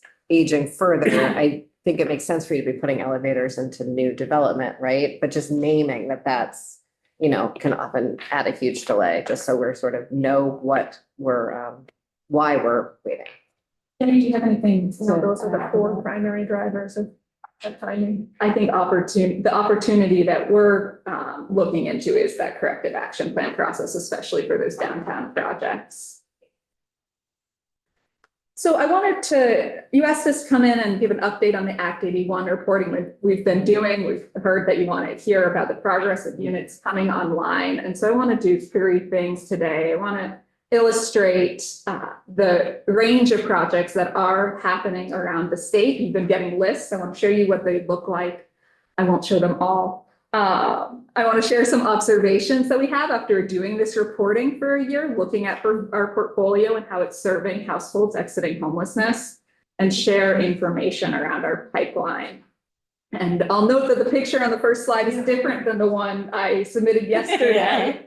And that is because things are happening quickly. In the interim, yesterday, we were able to join the opening of Main Street Apartments, COTS project on Main Street in Burlington, that is already housing 44 individuals who are exiting homelessness. 23 are children. So this is family housing for households exiting homelessness. Representative Wood was able to join. It was really a joyful day to see that project has come to completion. And as Senator Kitchell joined folks in opening the first shelter in the Northeast Kingdom and adding to the state's shelter capacity this winter, the shelter at Moose River, that's led by Rural Edge, the nonprofit developer in the Northeast Kingdom, and the Northeast Kingdom Community Action. Speaking of a range of projects, this is one right here in Montpelier, a very small project, one home, but a home for a refugee family, I believe with nine people in the family really struggling to find a place to live that was going to meet their needs, be enough space. And downstreet, the local developer partnered with Central Vermont Refugee Action Network to purchase this home and is looking for other opportunities to meet this really unique need. Is that different? Did any of the money that we appropriated for no, because that was Brattleboro, never mind. Yeah, this was done through the general funds that you appropriate to the HCD. Yeah. And you asked us to look for opportunities for refugees. Yes. This is one of those downtown clean up contaminated site, do infill housing projects in Windsor. This project broke. So when will this be programmed in 24? So when will they actually become available? So I wish I brought a printout of the Act 81 report because it does have anticipated occupancy date. So that was one for Central and Main. Says right here, next July. Yeah.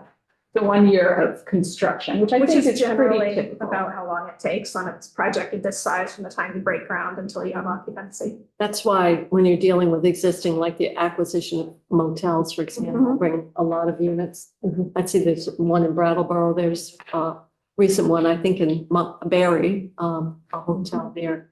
And then you've got your summary sheet here, housing production since 2020.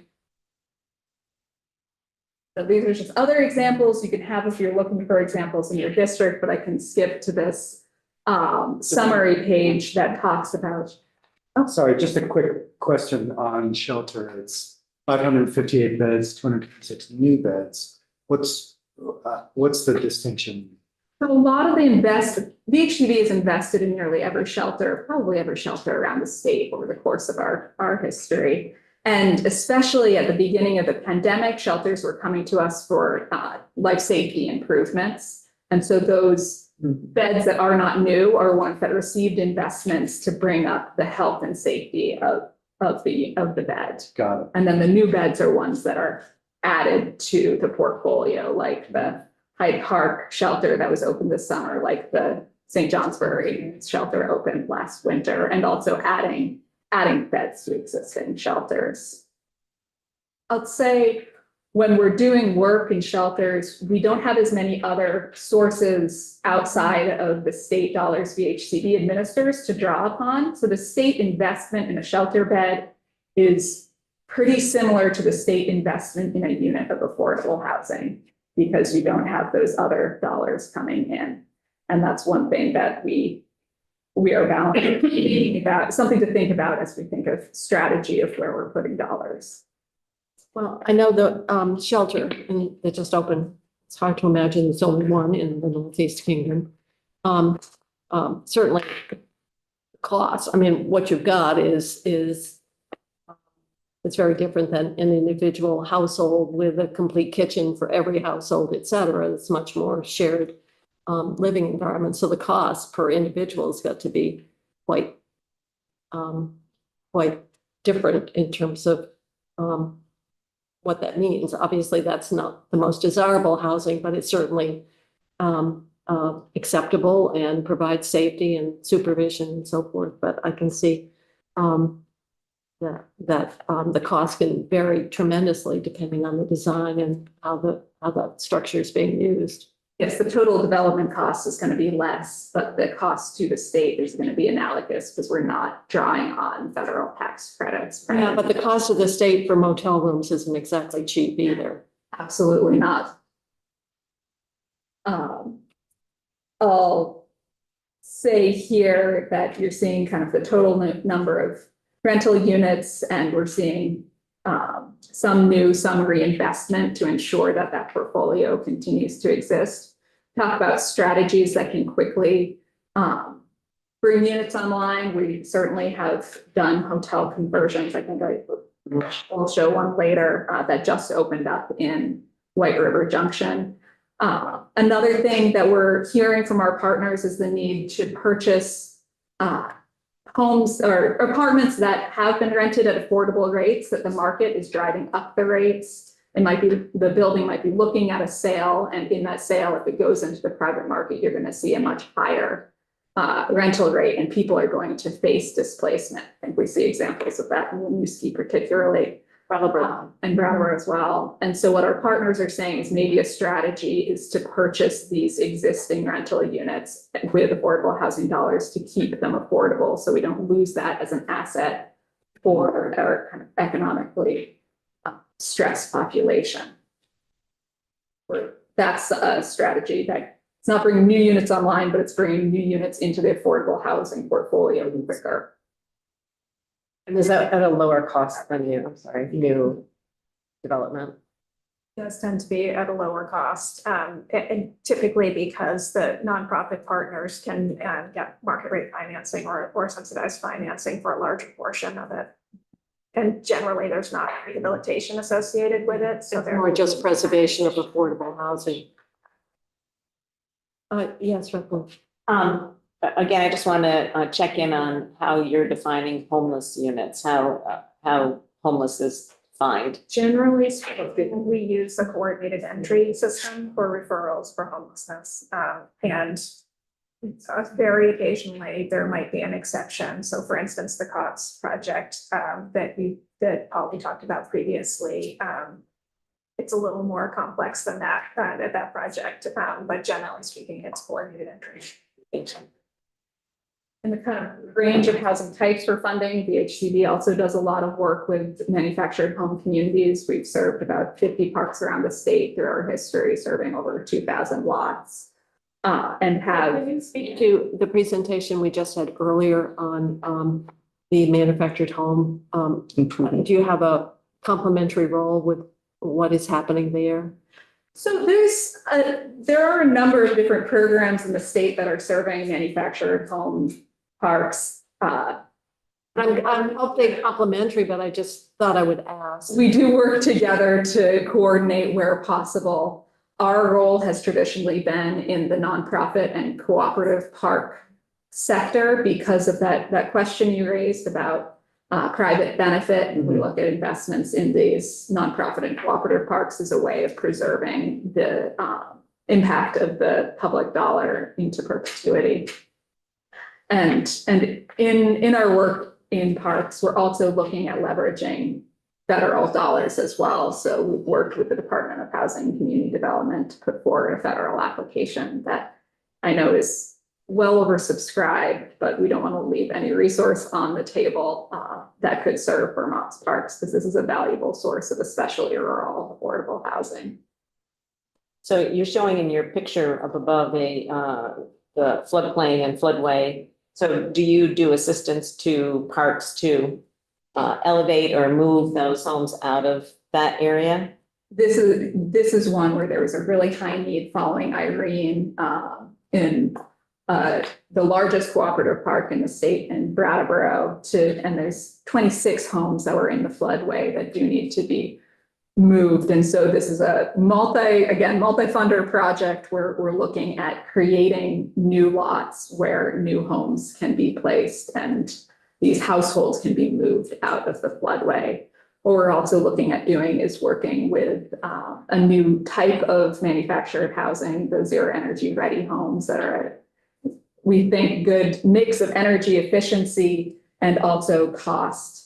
So it's like a slightly higher standard than just the HUD Energy Star, but at a pretty competitive cost. And we did several of these in a Bennington project recently as well. And while we're just, we've talked about flooding a lot at this meeting, but this community is still actually, those homes are still there and those folks still haven't moved yet. And that was Irene, not last year. And Is there a space within the park? There's space within the park, but I just VHCB has been 100% at the table working on it. VHFA has all of the folks we heard from today, CVOEO, everyone has been working on this for all of those years. And it's taken all of those years because of various other things going on. Right now, the bridge is actually the bridge that is privately owned in the park by the cooperative in the park. It's not strong enough to get a house across. And so there's no way to get the manufactured homes into the park, even though there's full funding available and the sites have been identified. I'm just Where's Joe Flynn when?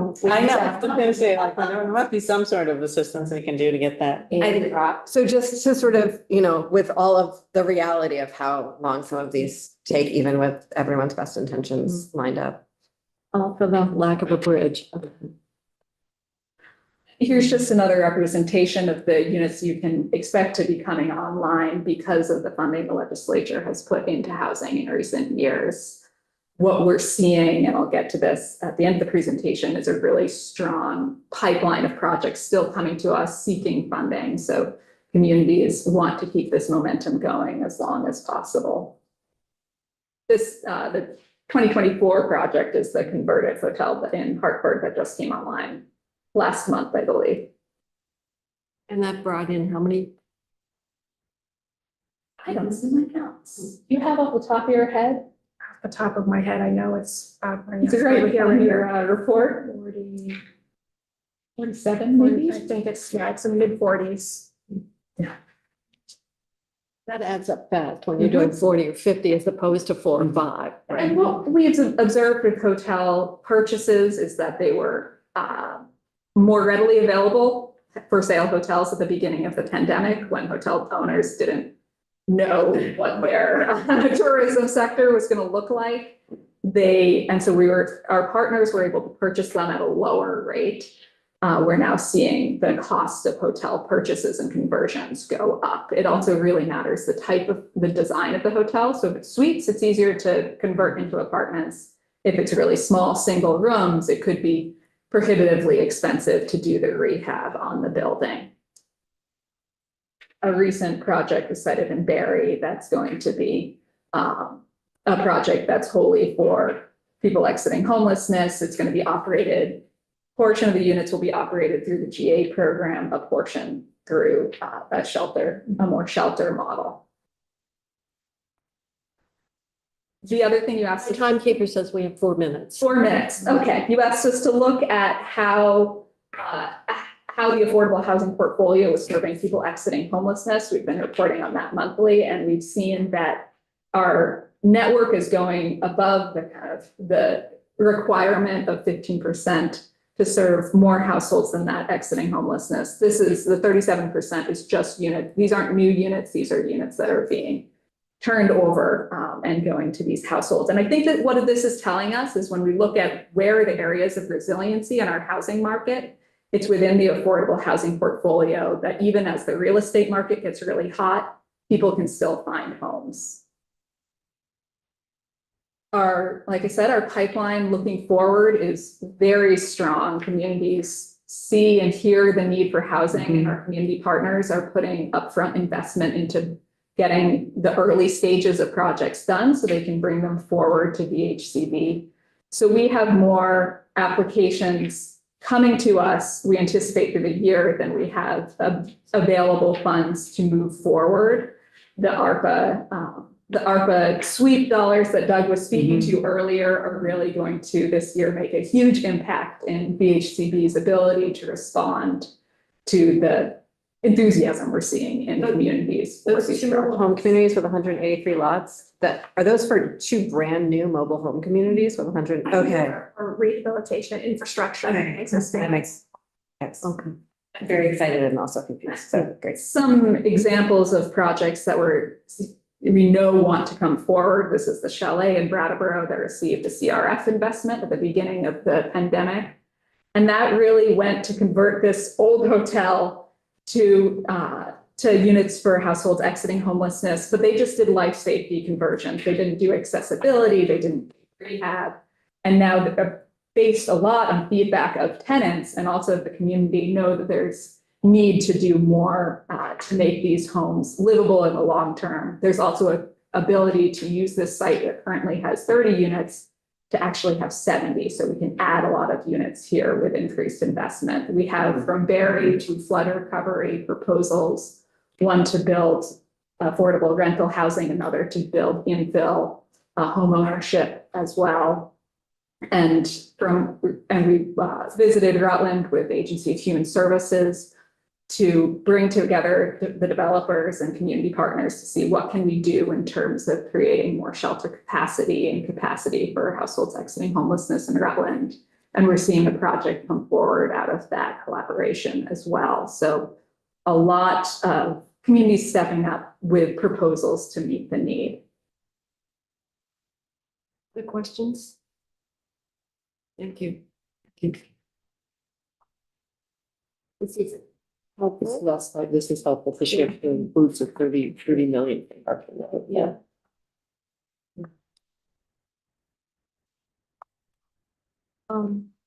So you can see at 30, we have a lot of grants and we've sent it out. The request, we thought since we were meeting, we would do them as official actions here. Some are quite small and the last one is quite large. So the first one is 320. 3 minutes per grant. 3 minutes per grant. Okay, so 32 away is Department of Public Safety. And 3 minutes? yes, you have 3 minutes. I think it's mostly telling us we have 3 minutes. Like, I'm not worried about you. How much is that per dollars? Yeah. Most times. So obviously, in light of the weather events and so forth, I think cyber attacks and resiliency and electronic infrastructure. So if you want to just give us a quick summary of this grant and? Yeah, so this grant is a state and local cybersecurity grant program. It's actually a series of grants from Homeland Security, meaning that if they had a 22 offering, a 23 offering, 24, 25.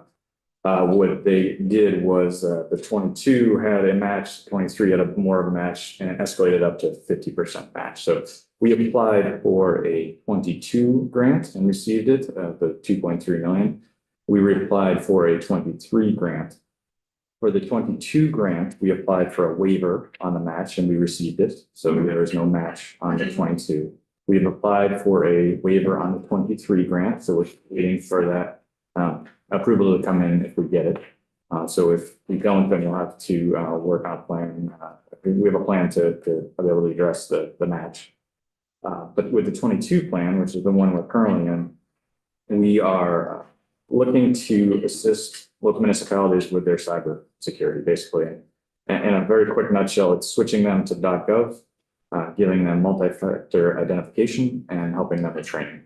We knew that the local municipalities didn't have the capacity to all individually apply for this grant, so we did it at the state level. And then we are going to subcontract through ABS to have a contractor to go out to these towns and assist them with that. So we sent out a survey to the local municipalities to see who would be interested. We didn't get a great response, so hopefully when the contractor comes on, we can do a little bit of delivery plus a little bit of marketing, just because a lot of towns don't have the cyber security that they should because they don't have the capacity. So they don't have the capacity to even look to see what they need. So we're hoping to look at that. So again, the waiver for the first one, hoping for a waiver for the second one.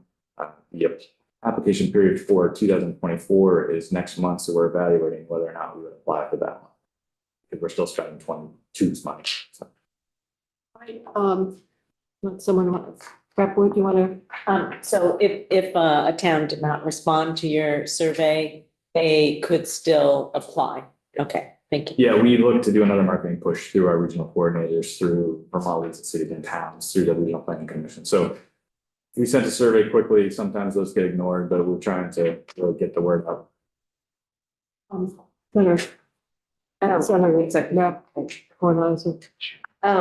Just on anything. No, he did. Can you clarify, is match money for this grant if we accept it in the budget? There's no match, they got a waiver. You got a waiver for this one? Or This your, is the okay. 22. This is 22. Yeah. That was. Requested a waiver for 23. Okay. Haven't received the waiver for 23. I thought this was 23 that we were talking about. No, 23, we're still waiting on the approval of the waiver. So if Great, okay. if we don't get it, we will have to look. There is no funding in the general fund for it, but you can use soft match. I heard you say you had a plan. No, they can use soft match. Soft match is our plan. Thanks. But incrementally, it does get larger. So as the years go on, that could be something that we have to look So at. this is an action item, so I need a motion to approve this grant. I'll move Right, to accept grant number 3208 in the amount of $2,310,137 to the Department of Public Safety from FEMA to strengthen security of state and local government's critical electronic infrastructure against cyber attacks and improve the resilience of these services to the communities they serve. Well done. Well done. Yeah, I know, that was excellent, wasn't it? read quite well. I hope you use the right pronouns. Second, okay. And further discussion, otherwise I'll call the vote. All those in favor? Aye. Opposed? Whoa. Oh, no, wait a minute. Our clerk, oh, we have My a wrong roll call. We're gonna do a roll call. We have to do a roll Do a call. roll call. All right. Sorry. Yeah, we need to All right, yes, practice keep because going. Okay, is this part of the 3 minutes? Yes. Okay, Great. Senator Brew, Yes. Senator Cummings, Yes. Representative Harrison, yes. Representative Lamford, Yes. Senator Perchik, Yes. Representative Shy, yes. Senator Westman absent, Representative Wood, Yes. Senator Kornheiser. Yeah. And Senator Pitcher. Yes. Okay, vote is 9-0-1. All right, so now we're moving on to 3209, and you're here for that one as well. I am. This is a pretty standard one. What happens after a disaster is that we apply to FEMA for either public assistance or individual assistance. At any given day, we have 12 of these open throughout a period. So this is the one for the December storm. So on the 18th and 19th, we had a strong storm come into Essex, Lamoille, Orange, Orleans, Rutland, Wyndham, and Windsor County. Caused significant damage, so we apply for public assistance. So that is the grant. It's actually a pass-through to the towns. It's usually starts at a 75-25 split, so FEMA will pay for 75% of a public assistance damage, and then the town requires to pay 25%. We do allow the town, if they have certain things that they've done, called it works into ERAF, the Emergency Relief Assistance Program or Fund. If they have a national flood insurance, if they have town road and bridges standards, if they have a local emergency management plan, a local hazard mitigation plan, the state will fund them 2.5% of that leftover amount. And if they have protected river corridors, then we will pay 17.5% of that unpaid for amount. So that's where the state will put in some money. What it is an incentive for the towns to do those things, to be better prepared. So it's pretty standard. We've done it obviously for every disaster we've had. We had last summer and 2 last summer, and 1 in the winter and 1 this spring. 3 this year. Questions, other motion to accept this grant? Sure. You got your script? Yes, I move that we approve JFO grant number 3209 to accept a grant of $1,582,876 to the Department of Public Safety from FEMA for the emergency work and repair of facilities damaged during the December 18-19, 2023 storm event in Essex, Lamoille, Orange, Orleans, Rutland, Wyndham, and Windsor counties. Second. Senator Brewer. Any discussion? Otherwise, the clerk will call the roll. Senator Baru. Yes. Senator Cummings. Yes. Senator Harrison, yes. Representative Lanford. Yes. Senator Perclay. Yes. Representative Shy. Yes. Senator Westman absent. Representative Wood. Yes. Senator Kornheiser. Yes. And Senator Kitchell. Yes. Okay, 9-0. Thanks for allowing me to come in and explain them. Thank you. Have a great day. So now we're to Thanks, Eric. grant 3210, public service, and we have Kelly's here remotely, and I see the commissioners here as well. This is for a limited service position.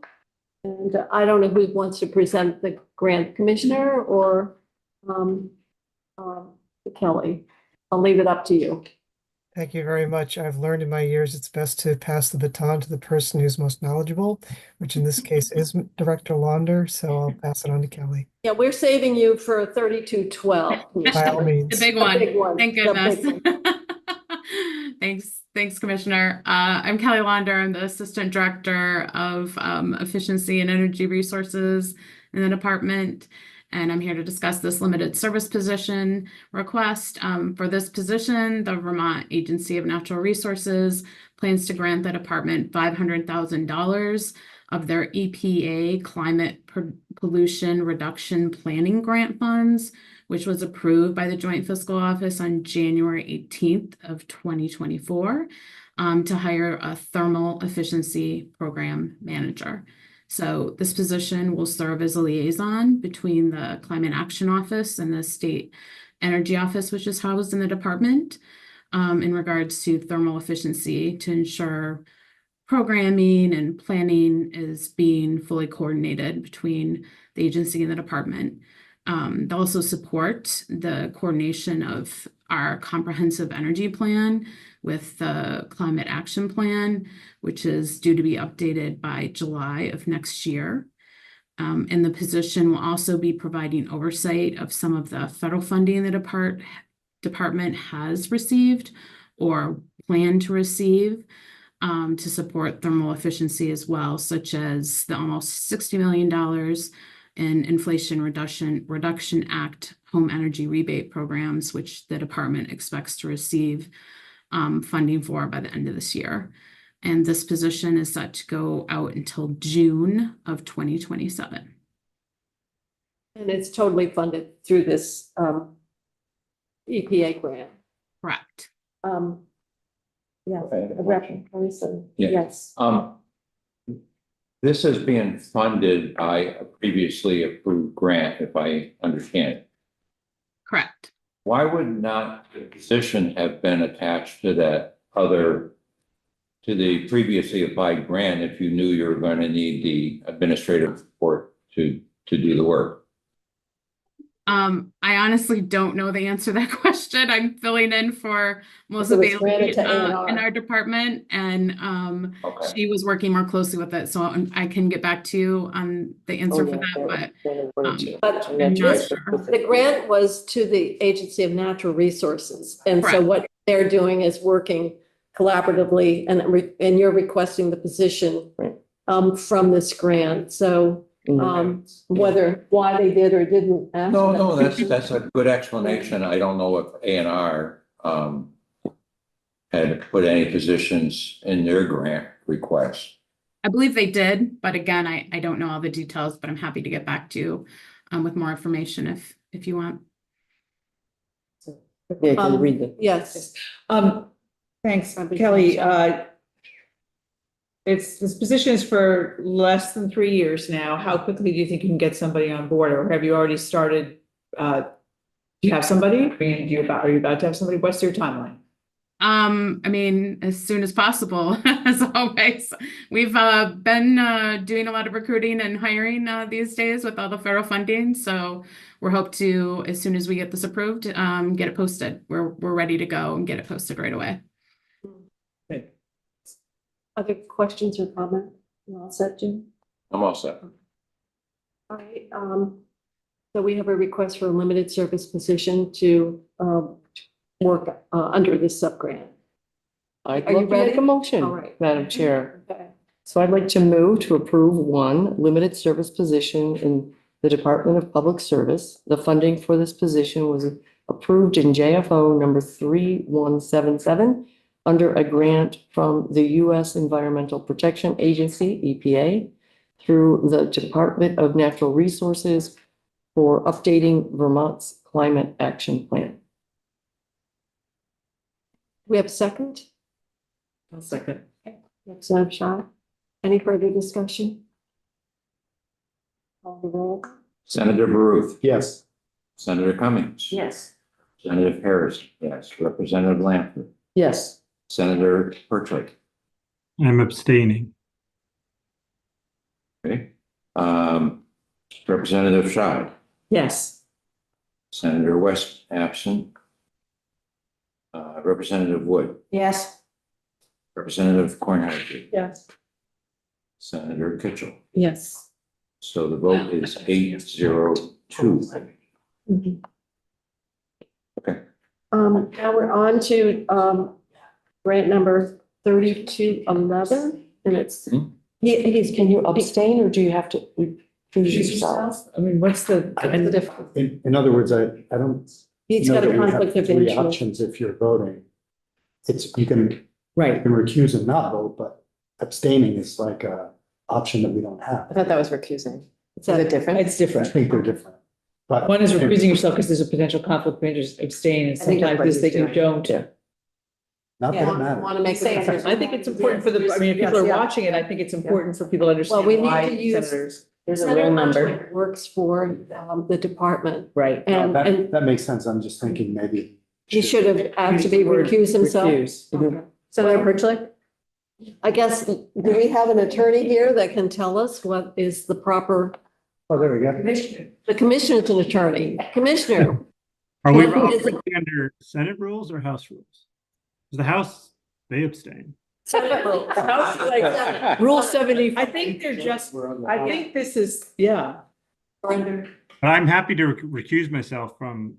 He's this going to vote. recuse and abstain. I will also recuse myself from the discussion and the vote on 32. 3212, because you're the grants manager, so, or Yeah. overseeing something, you have a conflict. Okay. All right, Good. so, We'll, Okay, so we're still good. we're still good. Okay. Now we're on to 3211 is 30,000 to Agency of Commerce and Community Development. And Dan is here. I'm so excited about this Yeah. one. 30,000. Familiar. Uh-huh. Oh, where's Joe Benning when you need him? Maritime Museum too, huh? I didn't even know we had an underwater archaeological collection. Oh, see, you were to I'm hoping you institutions, can I tell me knew all about that. I about always it. put my hand for it. I will tell you as much as I know. For the record, Dan Dickerson with the Agency of Commerce and Community Development. I'm here representing the State Historic Preservation Officer. So I will answer things to the best of my abilities. And if you do have some follow-up questions, I'm happy to pass them along and she can get back to you, or somebody with the Maritime Museum can get back to you. The Division of Historic Preservation within ACCD has been awarded 30,000 from the National Park Service to contribute, to do work to contribute to. Please gather your belongings and exit the building. Thank you. 15 minutes. Please gather your belongings.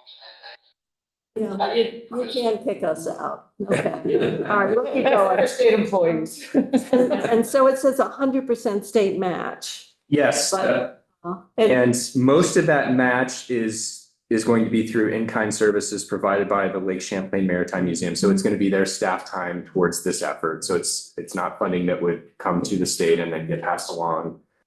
So the only dollars that are going through the state are the 30,000 from the Park Service. We will be providing a small fraction of in-kind staff time through Division of Historic Preservation staff. The four main objectives of this work are highlighted in the AA1. I'll walk through them.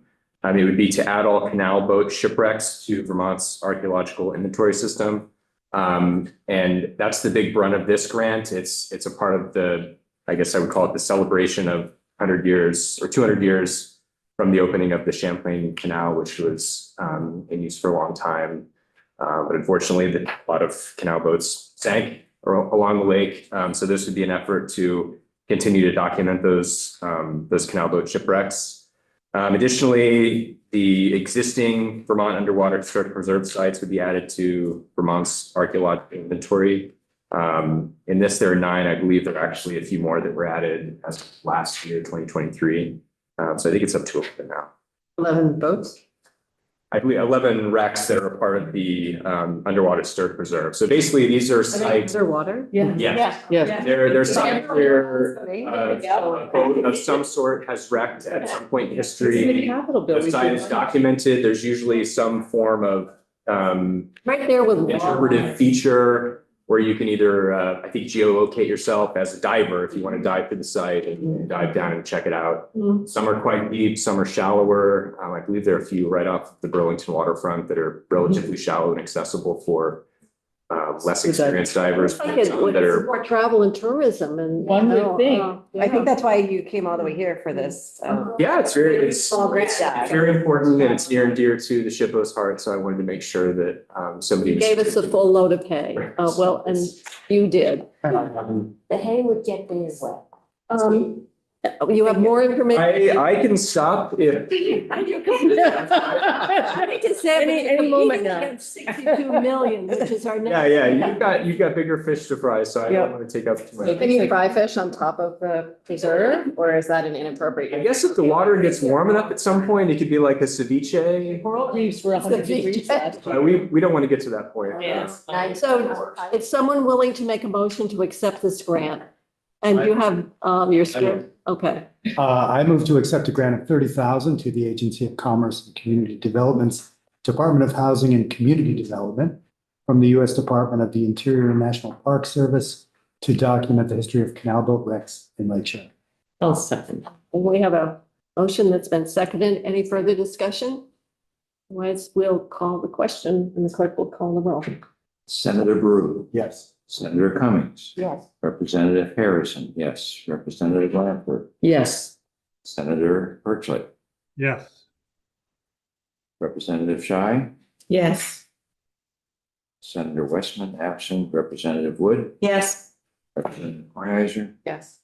And Senator Kitchell. Yes. 9-0.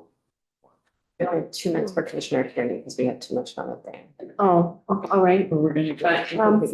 So Commissioner Tierney, you're up next with 3212, and I think you're probably the big winner with 62 million. 450. We ever done this grant? Have you? I think Bernie's money. So, would you just present it to us? We know that this is something, Senator Sanders has been, very anxious to get approved and moving. So, some members of the committee actually are quite familiar with, this grant. So if you'll present it to us, or I notice you have staff as well. So I'll let you take the lead, and then if people have questions, we can open it up. Thank you so much, Madam Chair. June Tierney, Commissioner, Vermont Department of Public Service. With me is Chris Heine, who is our best read-in staff member at this point, available to discuss the details should the committee have any questions. You've correctly identified that the $62 million grant is a parcel of the larger endeavor that Senator Sanders was very actively engaged in Washington, D.C., in securing, I think, something close to $1 billion of this kind of funding to be distributed nationwide. The Department of Public Service is extremely proud to have drawn down a grant of this magnitude, because we in fact received the highest per capita appropriation from that pot in the country to date. We are moving at lightning speed, and I cannot thank you enough, this committee, for taking this up on such short notice, because we desperately need the 3 limited service positions in order to help us get this money out and get solar to people who are low income and who very much need to share in the renewable energy revolution as much as others who are more able to do for themselves. We're taking a 3-prong approach in using this money. It is to put it out through an existing program for community solar, also to help subsidize getting solar panels on the rooftops of low-income folks and helping them to ownership of those solar panels. And then thirdly, providing money for builders of low-income housing to be able to install solar from the get-go. That's it in a nutshell. This funding comes over 5 years. We have a deadline, a hard deadline of October 5 of this year to get a final program design to EPA for approval, which is why we very much need to move out on hiring the 3 staff members we need. Thank you. Questions, Rep. Wood? Thank you. This is really good news for Vermonters. So I think I heard you reference, I just want to verify. So projects like we heard, just a few moments ago from VHCB, for instance, that are in the pipeline for low and moderate income individuals, they would be eligible to apply for this funding? When the program is ready. Chris, is there anything you would add to that answer? No, I think that's right. VHFA is who we're kind of intending to work with, and VHCB would probably work with VHFA in that case. Yeah, they do. Okay. All right. Thank you. Any questions? What do you expect the average size of the grants to be for individual households? Chris, what do you know about that? What we're planning to do is offer incentives for up to a 5 kilowatt installation for the single family residents that would be part of this program. Would be what that number actually looks like is still something we're working on. But what we're expecting is that they would be working with a nonprofit lender who would be able to access the income investment tax credit from the Treasury, and then there would be a small loan for that participant between themselves and the lender. So if you, get to sort of, I think what my not very well phrased question was, what percentage of the cost of a new installation do you expect to have to be carried by the low income homeowner once you stack all of the other tax credits and this program? Great question. Yeah, probably in the range of 20 to 30%. Again, it's probably something we still need to kind of really. That's helpful. Yeah. And that would be with no interest, low interest loans, ideally. Forecast. Yeah, low interest loans, the stack, the financial stack we would want these homeowners to get about a 20% savings for the life of the loan, which we're expecting to be about 5 years. And then following the satisfying that loan requirement, they would then get, a larger savings at that point. Thank you. So can you clarify grants versus loans here? Are we Yes. doing outright grants for example, community solar or multifamily? Are we talking about a combination of grants, or are we talking about, well, you're talking about stacking. So I just want to know, are we stacking both grants that are just outright subsidies and then additional funding that might involve financing and loan repayment? Yeah, sure. So with the single family home program, we're thinking about the grant as being an incentive that would be paid probably to the developers. And so that would take, a large portion of that upfront cost down. And then the participant would work with a lender and take out the loan for the remainder of the project. And the lender would then get the investment tax credit, because there would be kind of a joint ownership at that point in time between the lender, so that tax credit could be realized, and the participant. And once the kind of term of the loan, which would mirror kind of the requirements for realization of the tax credit, is kind of, once we hit that term, there would be an ownership swap from the lender to the participant. So the stack there is really kind of threefold. With the community solar program, we're working within kind of the acre program that we have currently up and running, which is, I think the way we're seeing that is working with the distribution utilities to create memberships for people through, utility scale, probably, upwards of 5 megawatt size projects. And what we're envisioning for that is, some kind of special rate or, benefit on their bill that would come to them. There would be no need for an outlay of funds for those participants. Other questions? Do we have a motion? Sorry. Not quite. So can you just clarify? So the grants typically are going to go to the solar developer? I think that's how we're envisioning it. Previously, when there was a state incentive for solar, we're going back 10 years, I think, almost at this point.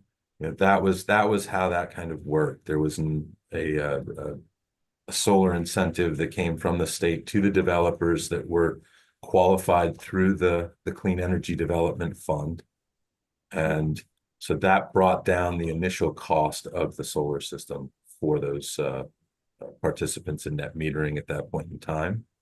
Okay, that all makes sense. I guess and maybe it's a non-issue. I guess I worry about now the sticker price going up because there's this big grant being applied to it.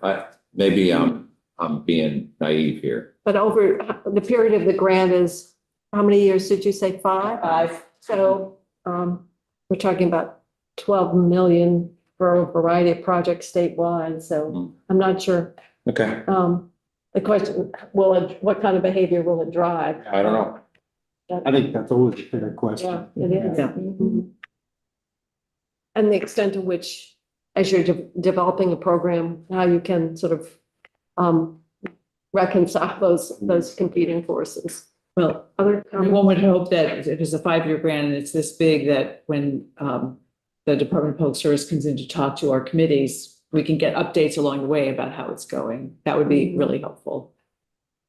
Yeah, it's very exciting. Okay. It is. Could I have a motion then? Senator Cummings? Yes.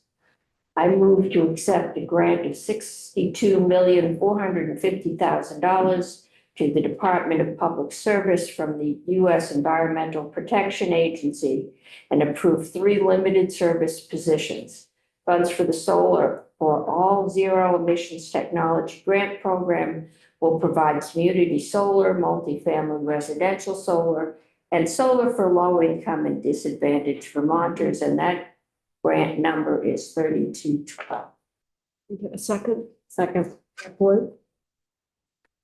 Further discussion? Call the roll then. Senator Baruth. Yes. Senator Cummings. Yes. Representative Harrison, yes. Representative Blanford. Yes. Senator Perchlik. Excuse me. Recuse yourself. Oh, again. Okay, sorry.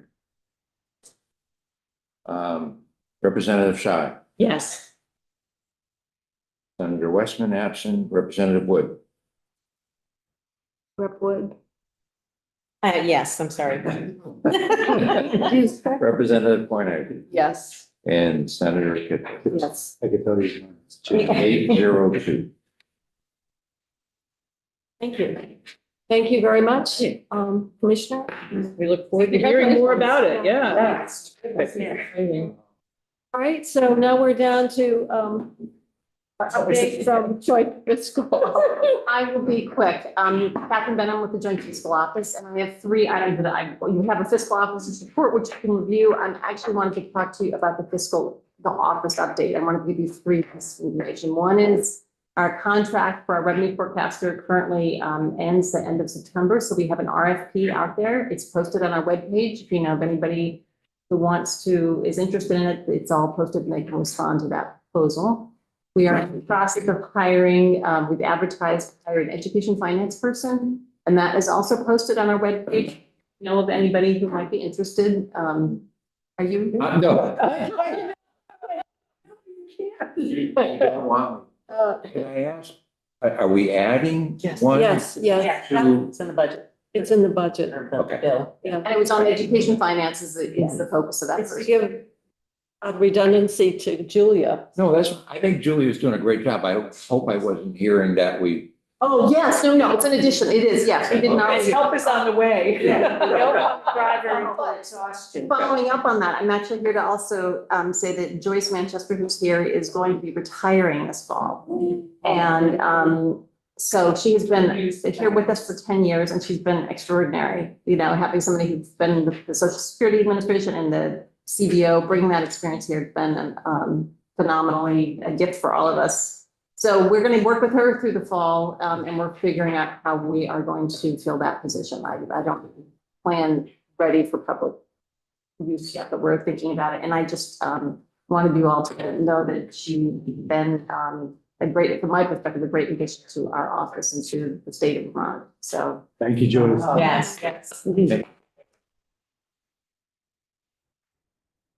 And surprisingly, she's ready to move on from the legislative schedule. So anyway, that is big news from our office. You're looking to hire a position I'm seeing Hannah's taken a position. Yeah, Hannah's a section only employee. Right. So we will find a committee assistant for that as well.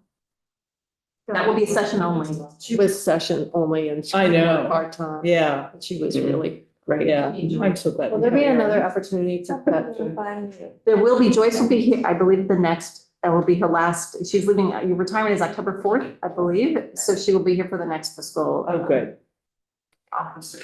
Joint fiscal meeting. So, yes. And I don't know if you all have any questions or. Survey that you just sent out, deadline for reply was the 29th. Did you get a good response? I'm going to turn to Aaron because I don't have a 58 responses as of right now. 58. 58 out It's of a little 100. bit under where we've been the last few years, but it's not responded. I did too. I did you all. I mean, it's a deadline. I felt like I had enough of a voice in the office. I felt like I was like. Maybe there's still, is it? They might still. All about data. Thank you. for that. Thank you all. Thank you. So, I think we're finished and,